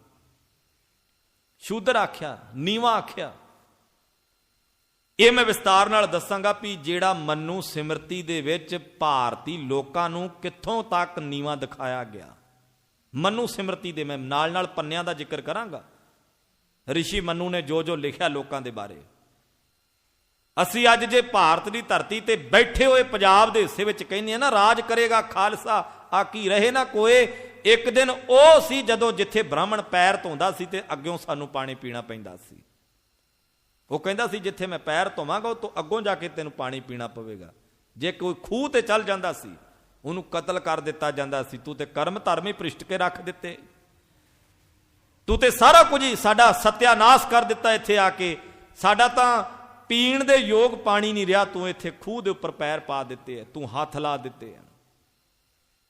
ਖੈਰ, ਗੁਰੂ ਨਾਨਕ ਸਾਹਿਬ ਮਹਾਰਾਜ ਜੀ ਦੇ ਬਾਰੇ ਆ ਕੇ ਕਹਿਣ ਲੱਗੇ ਵੀ ਤੁਹਾਡਾ ਬੱਚਾ ਜਵਾਨ ਹੋ ਰਿਹਾ, ਇਹਦੇ ਗਲ ਵਿੱਚ ਜਨੇਊ ਪਾਇਆ ਜਾਵੇ। ਤੇ ਉਹ ਰਸਮ ਦੀ ਜਿਹੜੀ ਹੈ ਹਿੰਦੂ ਮੱਤ ਦੇ ਵਿੱਚ ਜਿਹੜੀ ਜਨੇਊ ਪਾਉਣ ਵਾਲੀ ਰਸਮ ਹੈ, ਉਹਦੇ ਲਈ ਰਿਸ਼ਤੇਦਾਰ, ਧਾਰਮਿਕ ਲੋਕ, ਸਮਾਜਿਕ ਲੋਕ, ਰੁਤਬਾ ਰੱਖਣ ਵਾਲੇ ਲੋਕ ਇਕੱਤਰ ਹੁੰਦੇ ਨੇ। ਜਿਵੇਂ ਆਪਣੇ ਪਰਿਵਾਰਾਂ ਵਿੱਚ ਅਖੰਡ ਪਾਠ ਸਾਹਿਬ ਦਾ ਭੋਗ ਪਵੇ, ਬੱਚੇ ਦਾ ਜਨਮ ਦਿਨ ਮਨਾਇਆ ਜਾਣਾ ਹੋਵੇ, ਜਾਂ ਜਿਵੇਂ ਧਿਮਾਨ ਕਰਦੇ ਨੇ ਸਾਡੇ ਲੋਕਾਂ ਦੇ ਵਿੱਚ ਇਹ ਗੱਲਾਂ ਪ੍ਰਚਲਿਤ ਹੈ ਵੀ ਲੋਕਾਂ ਨੂੰ ਇਕੱਠੇ ਕਰਕੇ ਚੰਗਾ ਭੋਜਨ ਪਾਣੀ ਬਣਾਓ ਤੇ ਨਾਲੇ ਲੋਕ ਇਕੱਠੇ ਹੋਣ ਤੇ ਜਸ਼ਨ ਖੁਸ਼ੀ ਦੇ ਮਨਾਏ ਜਾਣ। ਇਸ ਗੱਲ ਬਾਰੇ ਜਿਹੜਾ ਪੰਡਤ ਹਰਦਿਆਲ ਨੇ ਪੂਰੀ ਤਿਆਰੀ ਆਰੰਭ ਦਿੱਤੀ। ਰਸਮ ਦਾ ਦਿਨ ਰੱਖਿਆ ਗਿਆ ਇੱਕ, ਇਸ ਦਿਨ ਨਾਨਕ ਦੇ ਗਲ ਵਿੱਚ ਜਨੇਊ ਪਾਇਆ ਜਾਵੇਗਾ। ਮੈਂ ਕੇਵਲ ਸੰਖੇਪ ਬੇਨਤੀ ਕਰ ਰਿਹਾ ਤਾਂ ਕਿ ਆਪਾਂ ਅਖੀਰ ਤੱਕ ਜਿਹੜਾ ਗੱਲ ਕਰ ਸਕੀਏ। ਜਦੋਂ ਗੁਰੂ ਨਾਨਕ ਸਾਹਿਬ ਮਹਾਰਾਜ ਜੀ ਦੇ ਬਾਰੇ ਇਹ ਕਿਹਾ ਜਾਂਦਾ ਵੀ ਮਹਾਰਾਜ ਦੇ ਗਲ ਵਿੱਚ ਜਨੇਊ ਪਾਇਆ ਜਾਣਾ ਸੀ, ਬੜੀਆਂ ਤਿਆਰੀਆਂ ਹੋ ਗਈਆਂ। ਰਾਏ ਬੁਲਾਰ ਤੱਕ ਵੀ ਇਹ ਗੱਲਾਂ ਪਹੁੰਚ ਗਈਆਂ। ਬੜੀ ਦੂਰ ਤੱਕ ਅਸਰ ਰਸੂਖ ਰੱਖਣ ਵਾਲੇ ਬੰਦਿਆਂ ਨੇ ਜਨੇਊ ਦੀ ਰਸਮ ਤੇ ਪਹੁੰਚਣਾ ਸੀ। ਬੜਾ ਵੱਡਾ ਇਕੱਠ ਹੋਇਆ। ਪੰਡਤ ਹਰਦਿਆਲ ਨੇ ਜਨੇਊ ਲੈ ਕੇ ਆਂਦਾ, ਜਨੇਊ ਬਣਾ ਕੇ ਲਿਆਂਦਾ। ਗੁਰੂ ਨਾਨਕ ਸਾਹਿਬ ਮਹਾਰਾਜ ਜੀ ਨੂੰ ਸਾਹਮਣੇ ਬਿਠਾ ਲਿਆ ਗਿਆ। ਹੁਣ ਮਨ ਹੀ ਮਨ ਗੁਰੂ ਨਾਨਕ ਸਾਹਿਬ ਮਹਾਰਾਜ ਸੋਚਦੇ ਨੇ ਵੀ ਇਹ ਜਿਹੜਾ ਜਨੇਊ ਪਾਉਣ ਲੱਗੇ ਨੇ ਵੀ ਇਹਦਾ ਕੀ ਲਾਭ ਹੋਵੇਗਾ। ਇਕੱਲਾ ਜਨੇਊ ਪਾਉਣ ਵਾਲਿਆਂ ਲਈ ਨਹੀਂ, ਇਹ ਗਾਤਰਾ ਪਾਉਣ ਵਾਲਿਆਂ ਲਈ ਵੀ ਗੱਲ ਟੁਕਦੀ ਹੈ। ਧਿਆਨ ਨਾਲ ਸਮਝਿਓ ਸਾਧ ਸੰਗਤ। ਜਨੇਊ ਗੁਰੂ ਨਾਨਕ ਸਾਹਿਬ ਜੀ ਦੇ ਗਲ ਵਿੱਚ ਪਾਇਆ ਜਾਣਾ ਸੀ ਤੇ ਪੰਡਤ ਇਹ ਮਨ ਹੀ ਮਨ ਸੋਚਦਾ ਹੈ ਵੀ ਇਹ ਤਾਂ ਪਟਵਾਰੀ ਦਾ ਪੁੱਤਰ ਹੈ, ਇਹਦੇ ਗਲ 'ਚ ਜਨੇਊ ਪਾਵਾਂਗਾ, ਰਸਮ ਹੋਵੇਗੀ। ਇਹ ਤਾਂ ਮੈਨੂੰ ਧਨ ਪਦਾਰਥਾਂ ਦੇ ਨਾਲ ਮਾਲਾ ਮਾਲ ਕਰਕੇ ਤੋਰਨਗੇ ਇੱਥੋਂ। ਦੂਜੇ ਪਾਸੇ ਗੁਰੂ ਨਾਨਕ ਸਾਹਿਬ ਮਹਾਰਾਜ ਜੀ ਮਨ ਹੀ ਮਨ ਗੱਲ ਸੋਚ ਰਹੇ ਨੇ, ਪੰਡਤ ਜੀ ਜਿਹੜਾ ਜਨੇਊ ਤੁਸੀਂ ਲੈ ਕੇ ਆਏ ਹੋ ਨਾ, ਇਹ ਜਨੇਊ ਮੈਨੂੰ ਪ੍ਰਵਾਨ ਨਹੀਂ ਹੈ। ਮਨ ਹੀ ਮਨ ਗੱਲ ਕਰ ਰਹੇ ਨੇ। ਜਦੋਂ ਪੰਡਤ ਅੱਗੇ ਵਧਿਆ, ਸਾਰੇ ਰਿਸ਼ਤੇਦਾਰ ਇਕੱਠੇ ਹੋ ਗਏ। ਤੇ ਜਦੋਂ ਬਰਾਤ ਚੜ੍ਹਨੀ ਹੁੰਦੀ ਹੈ ਨਾ, ਸਾਡੇ ਪਰਿਵਾਰਾਂ ਦੇ ਵਿੱਚ ਬੱਚੇ ਦੀ ਬਰਾਤ ਚੜ੍ਹਦੀ, ਉਦੋਂ ਸਾਰੇ ਇਕੱਠੇ ਹੋ ਕੇ ਖੁਸ਼ੀਆਂ ਮਨਾਉਂਦੇ ਨੇ। ਪੰਡਤ ਹਰਦਿਆਲ ਹੱਥ ਵਿੱਚ ਜਨੇਊ ਲੈ ਕੇ ਉੱਠਿਆ ਤੇ ਗੁਰੂ ਨਾਨਕ ਪਾਤਸ਼ਾਹ ਜੀ ਵੱਲ ਨੂੰ ਵਧਿਆ। ਤੇ ਮਹਾਰਾਜ ਗੁਰੂ ਨਾਨਕ ਸਾਹਿਬ ਸੱਚੇ ਪਾਤਸ਼ਾਹ ਵੀ ਤਿਆਰੀ ਵਿੱਚ ਬੈਠੇ ਨੇ। ਅੱਗੋਂ ਸਾਰੇ ਰਿਸ਼ਤੇਦਾਰਾਂ ਦੀਆਂ ਅੱਖਾਂ ਹੁਣ ਨਾਨਕ ਵੱਲ ਹੈ। ਨਾਨਕ ਦੇ ਗਲ ਵਿੱਚ ਜਨੇਊ ਪਾਇਆ ਜਾਣਾ ਹੈ। ਉਹਦੇ ਤੋਂ ਬਾਅਦ ਜਸ਼ਨ ਮਨਾਏ ਜਾਣੇ ਨੇ, ਖੁਸ਼ੀਆਂ ਮਨਾਈਆਂ ਜਾਣੀਆਂ। ਤੇ ਨਾਨਕ ਵੱਡਾ ਹੋ ਗਿਆ ਤੇ ਇਸ ਗੱਲ ਦਾ ਅਹਿਸਾਸ ਮਹਿਤਾ ਕਲਿਆਣ ਦਾਸ ਨੂੰ ਵੀ ਹੋਵੇਗਾ ਵੀ ਪੁੱਤਰ ਤੇਰਾ ਵੱਡਾ ਹੋ ਗਿਆ, ਹੁਣ ਇਹ ਧਰਮੀ ਹੋ ਗਿਆ, ਹੁਣ ਇਹ ਤੇਰੇ ਨਾਲ ਮੋਢੇ ਨਾਲ ਮੋਢਾ ਜੋੜ ਕੇ ਤੇ ਬਰਾਬਰ ਦਾ ਸਾਥ ਦੇਵੇਗਾ। ਇਹ ਵੀ ਇੱਕ ਧਾਰਮਿਕ ਲੋਕ ਆ ਕੇ ਦੱਸਦੇ ਸੀ ਵੀ ਤੁਹਾਡਾ ਬੱਚਾ ਵੱਡਾ ਹੋ ਗਿਆ। ਇਹ ਵੀ ਧਾਰਮਿਕ ਲੋਕ ਦੱਸਦੇ ਸੀ। ਜਦੋਂ ਜਨੇਊ ਪਾਉਣ ਲੱਗੇ, ਗੁਰੂ ਨਾਨਕ ਸਾਹਿਬ ਮਹਾਰਾਜ ਜੀ ਨੇ ਅੱਗੋਂ ਪੰਡਤ ਜੀ ਦੀ ਬਾਂਹ ਫੜ ਲਈ। ਇੰਨਾ ਵੱਡਾ ਇਕੱਠ ਹੋਵੇ ਤੇ ਜਿਹੜਾ ਮੰਨਿਆ ਪਰਮੰਨਿਆ ਪੰਡਤ ਆ ਕੇ ਲੋਕਾਂ ਦੇ ਬੱਚਿਆਂ ਦੇ ਗਲ ਵਿੱਚ ਜਨੇਊ ਪਾਉਂਦਾ ਸੀ, ਗੁਰੂ ਨਾਨਕ ਉਹਦੀ ਬਾਂਹ ਫੜਦੇ ਨੇ, ਕਹਿੰਦੇ ਪੰਡਤ ਜੀ ਰੁਕ ਜਾਓ। ਇੰਨੀ ਗੱਲ ਕਹਿਣ ਦੀ ਦੇਰ ਸੀ ਤੇ ਜਿਹੜੇ ਹੱਸਦੇ ਚਿਹਰੇ ਸੀ ਨਾ, ਜਿਹੜੇ ਹਸੂ ਹਸੂ ਕਰਦੇ ਸਾਰੇ ਚਿਹਰੇ ਸੀ ਨਾ, ਇੱਕਦਮ ਉਦਾਸੀ ਛਾ ਗਈ। ਗੁਰੂ ਨਾਨਕ ਨੇ ਬਾਂਹ ਫੜ ਲਈ, ਕਹਿਣ ਲੱਗੇ ਪੰਡਤ ਜੀ ਜਨੇਊ ਬਾਅਦ ਵਿੱਚ ਪਾਇਓ, ਪਹਿਲਾਂ ਮੈਂ ਇੱਕ ਗੱਲ ਕਰਨੀ ਚਾਹੁੰਦਾ ਤੁਹਾਡੇ ਨਾਲ। ਹੁਣ ਪੰਡਤ ਵੀ ਹੈਰਾਨ ਵੀ ਕਿੰਨੇ ਬੱਚਿਆਂ ਦੇ ਗਲਾਂ 'ਚ ਜਨੇਊ ਪਾਏ, ਕਦੀ ਕਿਸੇ ਨੇ ਆਹ ਗੱਲ ਨਹੀਂ ਕਹੀ। ਆ ਪਹਿਲਾ ਬੱਚਾ ਜਿਹਨੇ ਬਾਂਹ ਫੜ ਲਈ, ਅੱਗੋਂ ਪਹਿਲਾ ਬੱਚਾ ਜਿਹੜਾ ਕਹਿੰਦਾ ਸਵਾਲ ਕਰਨੇ ਆ। ਤੇ ਪੰਡਤ ਹਰਦਿਆਲ ਕਹਿੰਦੇ ਨਾਨਕ ਜੀ ਕੀ ਸਵਾਲ ਹੈ? ਕਹਿਣ ਲੱਗੇ ਵੀ ਆ ਜਿਹੜਾ ਜਨੇਊ ਮੇਰੇ ਗਲ ਵਿੱਚ ਪਾਉਣ ਲੱਗੇ ਜੇ, ਦੱਸੋ ਇਹਦਾ ਲਾਭ ਕੀ ਹੋਵੇਗਾ। ਪਹਿਲੀ ਤਰਕ ਦੀ ਗੱਲ, ਜਿਹੜੇ ਕਹਿੰਦੇ ਨਾ ਵੀ ਧਰਮ ਦੇ ਵਿੱਚ ਤਰਕ ਨਹੀਂ ਹੈਗਾ, ਜਿਹੜੇ ਲੋਕ ਕਹਿੰਦੇ ਨਾ ਵੀ ਆ ਤਰਕ ਕਰਨ ਵਾਲੇ ਕਿੱਧਰੋਂ ਆ ਗਏ ਨੇ ਨਵੇਂ, ਆ ਧਿਆਨ ਨਾਲ ਸਮਝੋ। ਗੁਰੂ ਨਾਨਕ ਸਾਹਿਬ ਜੀ ਨੇ ਪਹਿਲਾ ਸਵਾਲ ਕਰਕੇ ਨਾਲ ਤਰਕ ਛੱਡਿਆ ਵੀ ਦੱਸ ਇਹਦਾ ਲਾਭ ਕੀ ਹੋਵੇਗਾ। ਅਸਲ ਵਿੱਚ ਨਾ ਧਰਮ ਦਾ ਉਦੋਂ ਨੁਕਸਾਨ ਹੁੰਦਾ ਜਦੋਂ ਬੰਦਾ ਅੱਖਾਂ ਬੰਦ ਕਰਕੇ, ਜੇ ਕਿਸੇ ਆਖਿਆ ਨਾ ਵੀ ਹਵਾ 'ਚ ਹਾਥੀ ਉੱਡਦੇ ਫਿਰਦੇ ਆ, ਵਾਹਿਗੁਰੂ ਵਾਹਿਗੁਰੂ ਉੱਡਦੇ ਹੋਣੇ ਆ, ਸਮਝੋ ਵੀ ਧਰਮ ਦਾ ਨੁਕਸਾਨ ਕਰ ਰਹੇ ਆ। ਜੇ ਕਿਸੇ ਨੇ ਕਹਿ ਦਿੱਤਾ ਨਾ ਵੀ ਹਵਾ ਦੇ ਵਿੱਚ ਤਾਂ ਮੈਂ ਦੇਵਤੇ ਉੱਡਦੇ ਵੇਖੇ, ਦੂਜੇ ਨੇ ਕਹਿਣਾ ਵਾਹਿਗੁਰੂ ਹੋ ਸਕਦਾ ਬਈ ਉੱਡਦੇ ਹੋਣਗੇ, ਇਹ ਸਮਝ ਲਓ ਧਰਮ ਦਾ ਨੁਕਸਾਨ ਕਰ ਰਹੇ ਆ। ਜੇ ਅਸੀਂ ਉਹਨੂੰ ਕਹੀਏ ਨਾ ਵੀ ਤੇਰੇ ਕੋਲੇ ਕੀ ਮਾਪਦੰਡ ਸੀ, ਕਿਹੜਾ ਜੰਤਰ ਸੀ, ਕਿਵੇਂ ਵੇਖ ਲੈ ਤੂੰ, ਫਿਰ ਉਹ ਪਤਾ ਕੀ ਕਹੇਗਾ, ਬੰਦਾ ਨਾਸਤਕ ਹੈ, ਇਹ ਤਰਕ ਕਰਦਾ ਹੈ।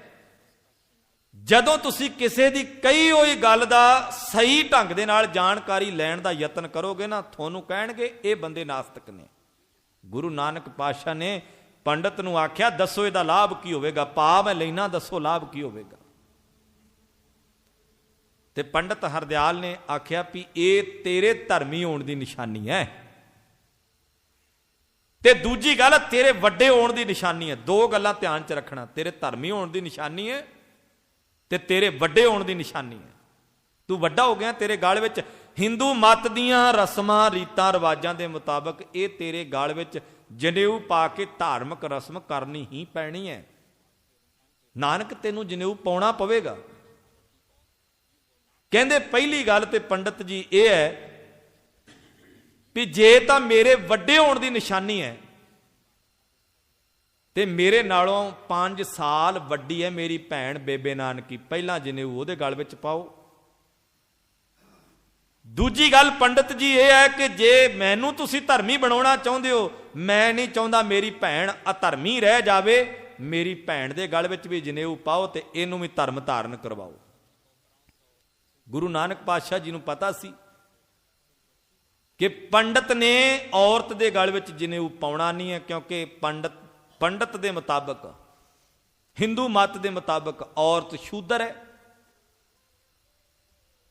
ਔਰਤ ਨੂੰ ਸ਼ੂਦਰ ਮੰਨਿਆ ਗਿਆ। ਔਰਤ ਨੂੰ ਤਾਂ ਪੈਰ ਦੀ ਜੁੱਤੀ ਦਾ ਰੁਤਬਾ ਦਿੱਤਾ ਗਿਆ। ਆਹ ਰੁਤਬਾ ਜੇ, ਇਹ ਧਿਆਨ ਨਾਲ ਸਮਝੋ, ਪੜ੍ਹ ਲਿਓ ਉਹਨਾਂ ਦੇ ਗ੍ਰੰਥਾਂ ਵਿੱਚੋਂ, ਮੈਂ ਨਹੀਂ ਕਹਿ ਰਿਹਾ। ਉੱਥੇ ਤਾਂ ਪੈਰ ਦੀ ਜੁੱਤੀ ਆਖਿਆ ਗਿਆ, ਉੱਥੇ ਤਾਂ ਇਹ ਆਖਿਆ ਗਿਆ ਵੀ ਇਹ ਸ਼ੂਦਰ ਹੈ, ਇਹ ਕੋਈ ਕਰਮ ਧਰਮ ਨਹੀਂ ਕਰ ਸਕਦੀ, ਇਹ ਜਨੇਊ ਨਹੀਂ ਪਾ ਸਕਦੀ। ਗੁਰੂ ਨਾਨਕ ਪਾਤਸ਼ਾਹ ਜੀ ਨੇ, ਮੇਰੀਓ ਭੈਣੋ, ਮੇਰੀਓ ਮਾਤਾਵੋ, ਧਿਆਨ ਨਾਲ ਸਮਝਿਓ, ਸਭ ਤੋਂ ਪਹਿਲਾਂ 9 ਸਾਲ ਦੀ ਉਮਰ ਵਿੱਚ ਗੁਰੂ ਨਾਨਕ ਸਾਹਿਬ ਮਹਾਰਾਜ ਜੀ ਨੇ ਔਰਤ ਦੇ ਹੱਕ ਵਿੱਚ ਆਵਾਜ਼ ਉਠਾਈ ਸੀ। 18ਵੀਂ ਸਦੀ ਦੇ ਵਿੱਚ ਜਾ ਕੇ ਵਿਕਸਿਤ ਮੁਲਕਾਂ ਦੇ ਵਿੱਚ ਆਵਾਜ਼ ਉੱਠੀ ਔਰਤ ਦੇ ਹੱਕਾਂ ਵਿੱਚ। ਉਹ ਸਾਡੇ ਨੂੰ ਫਿਰ ਵੀ ਐਡਵਾਂਸ ਹੋ ਗਏ। ਅਸੀਂ ਕਿੱਥੇ ਖੜੇ ਹਾਂ? ਰੈੱਡ ਕਰਾਸ ਸੁਸਾਇਟੀ ਕਦੋਂ ਹੋਂਦ ਵਿੱਚ ਆਈ ਹੈ ਤੇ ਭਾਈ ਕਨਈਆ ਜੀ ਕਦੋਂ ਹੋਏ ਨੇ? ਧਿਆਨ ਨਾਲ ਸਮਝਿਓ। ਰੈੱਡ ਕਰਾਸ ਸੁਸਾਇਟੀ ਜਿਹੜੀ ਉਹ ਕਿਤੇ ਬਾਅਦ ਵਿੱਚ ਹੋਂਦ ਚ ਆਉਂਦੀ ਹੈ। ਭਾਈ ਕਨਈਆ ਜੀ ਵਰਗੇ ਜਿਹੜੇ ਗੁਰਸਿੱਖ ਪਿਆਰੇ ਗੁਰੂ ਦੇ ਪਿਆਰ ਵਿੱਚ ਭਿੱਜ ਕੇ ਦੁਸ਼ਮਣਾਂ ਦਾ ਵੀ ਇਲਾਜ ਕਰਦੇ ਰਹੇ, ਜਿਹੜੇ ਮਲਮ ਪੱਟੀਆਂ ਕਰਦੇ ਰਹੇ, ਡਿੱਗਦਿਆਂ ਦੇ ਮੂੰਹ ਵਿੱਚ ਪਾਣੀ ਪਾਉਂਦੇ ਰਹੇ, ਜੋ ਅੱਜ ਸੰਸਥਾਵਾਂ ਕੰਮ ਕਰ ਰਹੀਆਂ ਨੇ ਨਾ ਗੁਰੂ ਘਰ ਵਿੱਚ, ਇਹ ਤਾਂ ਪਹਿਲਾਂ ਹੀ ਮੁੱਢ ਬੰਨੇ ਗਏ ਇਹਨਾਂ ਚੀਜ਼ਾਂ ਦੇ। ਗੁਰੂ ਨਾਨਕ ਪਾਤਸ਼ਾਹ ਜੀ ਨੇ ਔਰਤ ਦੇ ਹੱਕਾਂ ਵਿੱਚ ਆਵਾਜ਼ ਉਠਾਈ। ਇੱਥੇ ਗੱਲ ਕੱਲੀ ਬੇਬੇ ਨਾਨਕੀ ਦੀ ਨਹੀਂ ਸੀ, ਇੱਥੇ ਹੋਰ ਬੇਅੰਤ ਔਰਤਾਂ ਸੀ ਜਿਨ੍ਹਾਂ ਦੇ ਹੱਕ ਵਿੱਚ ਗੁਰੂ ਨਾਨਕ ਸਾਹਿਬ ਜੀ ਨੇ ਆਵਾਜ਼ ਉਠਾ ਦਿੱਤੀ। ਆਖਣ ਲੱਗੇ, ਜੇ ਮੇਰੇ ਧਰਮੀ ਹੋਣ ਦੀ ਨਿਸ਼ਾਨੀ ਹੈ ਤੇ ਮੇਰੀ ਭੈਣ ਦੇ ਗਲ ਵਿੱਚ ਵੀ ਪਾਓ। ਜੇ ਮੇਰੇ ਵੱਡੇ ਹੋਣ ਦੀ ਨਿਸ਼ਾਨੀ ਹੈ ਤੇ ਮੇਰੇ ਤੋਂ 5 ਸਾਲ ਵੱਡੀ ਹੈ ਮੇਰੀ ਭੈਣ ਬੇਬੇ ਨਾਨਕੀ, ਇਹਦੇ ਗਲ ਵਿੱਚ ਵੀ ਪਾਓ। ਤੀਜੀ ਗੱਲ ਪੰਡਤ ਜੀ ਇਹ ਕਿ ਇਹ ਜਨੇਊ ਪਾਉਣ ਦਾ ਲਾਭ ਕੀ ਹੋਵੇਗਾ? ਇਹ ਪਾਉਣਾ ਕਿਉਂ ਹੈ? ਕਿ ਇਹ ਜਨੇਊ ਸੜਦਾ ਨਹੀਂ ਹੈ? ਇਹ ਜਨੇਊ ਟੁੱਟਦਾ ਨਹੀਂ ਹੈ? ਕਿ ਇਹ ਮੇਰੀ ਆਤਮਾ ਦੀ ਰਾਖੀ ਕਰੇਗਾ? ਬੜੇ ਸਵਾਲ ਗੁਰੂ ਨਾਨਕ ਸਾਹਿਬ ਜੀ ਨੇ ਪੰਡਤ ਤੇ ਕਰ ਦਿੱਤੇ। ਜਦੋਂ ਕਿਸੇ ਨੂੰ ਤੁਸੀਂ ਜ਼ਿਆਦਾ ਸਵਾਲ ਕਰ ਦਿਓਗੇ ਨਾ, ਉਹਦੇ ਹੱਥ ਕੰਬਣ ਲੱਗ ਪੈਣਗੇ, ਉਹਨੂੰ ਤਰੇਲੀਆਂ ਆਉਣਗੀਆਂ, ਉਹਦਾ ਗਲਾ ਸੁੱਕੇਗਾ, ਉਹਦੀ ਜ਼ੁਬਾਨ ਸੁੱਕੇਗੀ। ਏਡੇ ਵੱਡੇ ਭਰੇ ਇਕੱਠ ਵਿੱਚ ਵਿਦਵਾਨ ਨੂੰ, ਪੰਡਤ ਨੂੰ ਗੁਰੂ ਨਾਨਕ ਸਾਹਿਬ ਜੀ ਨੇ ਸਵਾਲਾਂ ਦੀ ਝੜੀ ਲਾ ਦਿੱਤੀ। ਉਹਦੇ ਬੁੱਲ ਸੁੱਕਣੇ ਸ਼ੁਰੂ ਹੋਏ, ਉਹਦੇ ਹੱਥ ਕੰਬਣੇ ਸ਼ੁਰੂ ਹੋਏ। ਇਹ ਆਪਣਾ ਇਤਿਹਾਸ ਬੋਲਦਾ ਹੈ।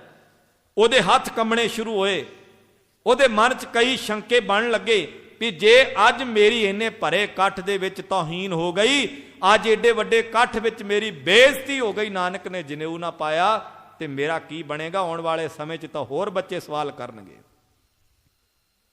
ਇਦਾਂ ਹੀ ਹੁੰਦਾ ਹੈ। ਅੱਜ ਬਹੁ ਗਿਣਤੀ ਲੋਕਾਂ ਵਾਸਤੇ ਇੱਕ ਬਾਬਾ ਆਇਆ ਹੁੰਦਾ ਤੇ ਉਹਦੇ ਕੋਈ ਗੋਡੇ ਕੁੱਟੀ ਜਾਂਦਾ, ਕੋਈ ਪੈਰ ਕੁੱਟੀ ਜਾਂਦਾ, ਕੋਈ ਮੋਢੇ ਕੁੱਟੀ ਜਾਂਦਾ, ਕੋਈ ਲੋਟਾ ਫੜ ਕੇ ਆ ਗਿਆ, ਕੋਈ ਤੌਲੀਆ ਫੜ ਕੇ ਆ ਗਿਆ, ਕਿਸੇ ਹੱਥ ਧਵਾ ਦਿੱਤੇ, ਕਿਸੇ ਪਾਣੀ ਪਿਲਾ ਦਿੱਤਾ, ਕਿਸੇ ਨੇ ਭੱਜ ਕੇ ਗੱਡੀ ਦੀ ਬਾਰੀ ਖੋਲ ਦਿੱਤੀ।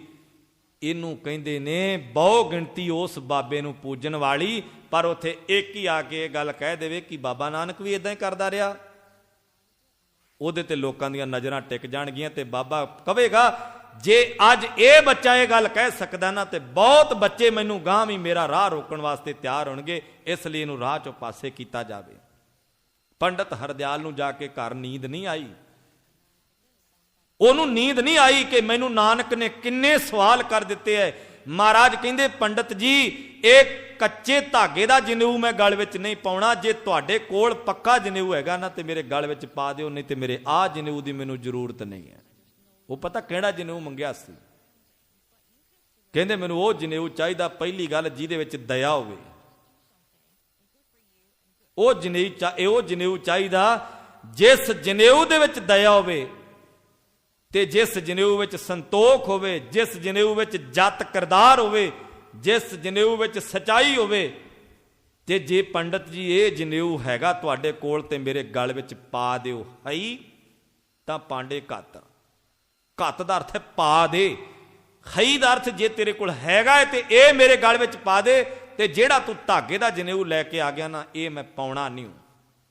ਤੇ ਜਿਹੜਾ ਜਨੇਊ ਤੈਨੂੰ ਮੈਂ ਕਹਿ ਰਿਹਾ ਨਾ ਇਹ ਟੁੱਟੇ, ਨਾ ਮਲ ਲੱਗੇ, ਨਾ ਇਹ ਜਲੇ ਨਾ ਜਾਏ, ਤੇ ਨਾ ਪੰਡਤ ਜੀ ਇਹ ਜਨੇਊ ਟੁੱਟਦਾ ਹੈ। ਦਇਆ ਦਾ ਜਨੇਊ ਟੁੱਟਦਾ ਨਹੀਂ, ਸੰਤੋਖ ਦਾ ਜਨੇਊ ਮੈਲਾ ਨਹੀਂ ਹੁੰਦਾ, ਤੇ ਕਿਰਦਾਰ ਦਾ ਜਨੇਊ ਕਦੇ ਸੜਦਾ ਨਹੀਂ ਹੈ।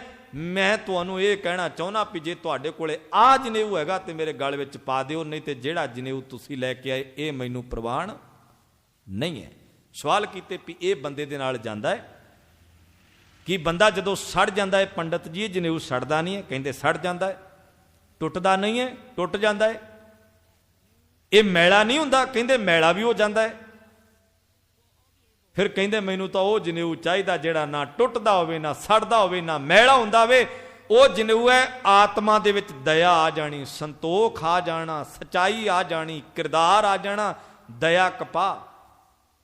ਕਿਉਂਕਿ ਕਪਾਹ ਤੋਂ ਅੱਗੇ ਸੂਤ ਬਣਦਾ ਸੀ ਤੇ ਸੂਤ ਦਾ ਹੀ ਵੱਟ ਕੇ ਜਨੇਊ ਬਣਦਾ ਸੀ। ਭਗਤ ਕਬੀਰ ਸਾਹਿਬ ਜੀ ਦੇ ਨਾਲ ਜਦੋਂ ਮੁਲਾਕਾਤ ਹੋਈ ਹੈ ਨਾ ਪੰਡਤ ਜੀ ਦੀ, ਉਦੋਂ ਵੀ ਅੱਜ ਦੇ ਸਮੇਂ ਵਿੱਚ ਜਿਹੜਾ ਪੰਡਤ ਸ਼ਬਦ ਸੁਣ ਕੇ ਕਈ ਮੇਰੇ ਹਿੰਦੂ ਵੀਰ ਇਸ ਗੱਲ ਤੇ ਕਿੰਤੂ ਕਰਦੇ ਵੀ ਸਾਨੂੰ ਤਾਂ ਨਹੀਂ ਕਿਹਾ ਜਾ ਰਿਹਾ। ਨਹੀਂ, ਪੰਡਤ ਵਿਦਵਾਨ ਨੂੰ ਕਿਹਾ ਜਾਂਦਾ ਹੈ। ਕਬੀਰ ਸਾਹਿਬ ਜੀ ਦੇ ਨਾਲ ਜਦੋਂ ਚਰਚਾ ਹੋਈ ਹੈ, ਕਬੀਰ ਸਾਹਿਬ ਨੂੰ ਕਹਿੰਦੇ ਵੀ ਮੇਰੇ ਘਰ ਵਿੱਚ ਤਾਂ ਜਨੇਊ ਹੈ, ਮੈਂ ਤਾਂ ਜਨੇਊ ਪਹਿਨਿਆ। ਤੇ ਕਬੀਰ ਸਾਹਿਬ ਕਹਿੰਦੇ ਜਿਹੜਾ ਜਨੇਊ ਤੂੰ ਪਹਿਨਿਆ ਨਾ, ਇਹ ਮੇਰੇ ਘਰੋਂ ਹੀ ਤਿਆਰ ਹੋ ਕੇ ਗਿਆ। ਹਮ ਕਰ ਸੂਤ ਤਣੇ ਨਿਤ ਤਾਣਾ ਕੰਠ ਜਨੇਊ ਤੁਮਾਰੇ, ਤੁਮ ਤੋਂ ਵੇਦ ਪੜੋ ਗਾਇਤਰੀ ਗੋਬਿੰਦ ਹਿਰਦੈ ਹਮਾਰੇ। ਕਹਿੰਦੇ ਤੂੰ ਗਾਇਤਰੀ ਮੰਤਰ ਪੜ੍ਹਦਾ, ਗਾਇਤਰੀ ਮੰਤਰ ਕਿੱਥੋਂ ਬਣਿਆ ਸੀ, ਇਹਦੇ ਬਾਰੇ ਵਿਸਤਾਰ ਕਰ ਦੇਵਾਂ ਤੇ ਫਿਰ ਸ਼ਾਇਦ ਥੋੜਾ ਜਿਹਾ ਮੈਂ ਸੰਖੇਪ ਜਿਹਾ ਦੱਸ ਦੇਵਾਂ। ਗਾਇਤਰੀ ਮੰਤਰ ਕੀ ਹੈ? ਇੱਕ ਗਊ ਕਿਰਸਾਨ ਦੇ ਖੇਤ ਵਿੱਚ ਚਰਦੀ ਸੀ ਤੇ ਕਿਰਸਾਨ ਨੇ ਡੰਡਾ ਪਕੜਿਆ, ਗਊ ਦੀ ਲੱਤ ਤੇ ਮਾਰਿਆ ਤੇ ਉਹਦੀਆਂ 3 ਲੱਤਾਂ ਰਹਿ ਗਈਆਂ, ਇੱਕ ਟੁੱਟ ਗਈ। 3 ਪਦਿਆਂ ਵਾਲਾ ਇਹ ਗਾਇਤਰੀ ਮੰਤਰ ਬਣ ਗਿਆ, ਜਿਹਨੂੰ ਮੇਰੇ ਪੰਡਤ ਵੀਰ ਬ੍ਰਾਹਮਣ ਵੀਰ ਜਿਹੜੇ ਆ ਉਹ ਉਚਾਰਦੇ ਨੇ, ਗਾਇਤਰੀ ਮੰਤਰ ਪੜ੍ਹਦੇ ਨੇ। ਤੇ ਬਾਣੀ ਚ ਵੀ ਬਚਨ ਆਉਂਦਾ, ਪਾਂਡੇ ਤੁਮਰੀ ਗਾਇਤਰੀ ਲੋਧੇ ਕਾ ਖੇਤ ਖਾਤੀ ਥੀ, ਲੇਕਰ ਠੇਂਗਾ ਟੰਗਰੀ ਤੋਰੀ ਲਾਂਗਤ ਲਾਂਗਤ ਜਾਤੀ ਥੀ। ਵੀ ਮੈਂ ਜਾਣਦਾ ਹਾਂ ਗਾਇਤਰੀ ਮੰਤਰ ਕਿੱਥੋਂ ਬਣਿਆ। ਬਾਣੀ ਦੇ ਵਿੱਚ ਆਇਆ ਬਚਨ ਵੀ ਗਾਇਤਰੀ ਮੰਤਰ ਇਦਾਂ ਬਣਿਆ ਵੀ ਜਦੋਂ ਗਊ ਚਰਦੀ ਸੀ ਖੇਤ ਵਿੱਚ, ਲੋਧੇ ਕਾ ਖੇਤ ਖਾਤੀ ਥੀ, ਲੋਧੇ ਜੱਟ ਦਾ ਖੇਤ ਖਾਂਦੀ ਸੀ। ਉਹਨੇ ਡੰਡਾ ਫੜਿਆ, ਇੱਕ ਟੰਗ ਤੇ ਮਾਰਿਆ, ਇੱਕ ਟੰਗ ਟੁੱਟ ਗਈ, 3 ਬਚ ਗਈਆਂ, ਲਾਂਗਤ ਲਾਂਗਤ ਜਾਤੀ ਥੀ। ਉਹ ਫਿਰ ਮੈਂ ਲੰਗੇਵਾਹ ਜਾਂਦੀ ਵੇਖੀ ਹੈ, ਉਹਦੇ 3 ਉਹ ਪੈਰਾਂ ਨੂੰ ਸਾਹਮਣੇ ਰੱਖ ਕੇ ਤੇ ਗਾਇਤਰੀ ਮੰਤਰ ਬਣਾਇਆ ਗਿਆ। ਇਹ ਗਾਇਤਰੀ ਮੰਤਰ ਵੀ 3 ਪਦਿਆਂ ਦਾ ਹੈ। ਖੈਰ ਕਬੀਰ ਸਾਹਿਬ ਕਹਿੰਦੇ ਤੁਮ ਤੋਂ ਵੇਦ ਪੜੋ ਗਾਇਤਰੀ ਗੋਬਿੰਦ ਹਿਰਦੇ ਹਮਾਰੇ। ਜਿਹੜਾ ਜਨੇਊ ਤੇਰੇ ਗਲ ਵਿੱਚ ਪਿਆ ਨਾ ਪੰਡਤ ਜੀ, ਨਾਲੇ ਤੁਸੀਂ ਮੈਨੂੰ ਸ਼ੂਦਰ ਕਹਿੰਦੇ ਹੋ ਨਾ, ਇਹ ਮੇਰੇ ਹੱਥਾਂ ਦਾ ਬਣਿਆ ਹੋਇਆ ਧਾਗਾ ਹੈ, ਇਹ ਮੇਰੇ ਘਰ ਵਿੱਚ ਢੇਰ ਲੱਗੇ ਹੋਏ ਨੇ।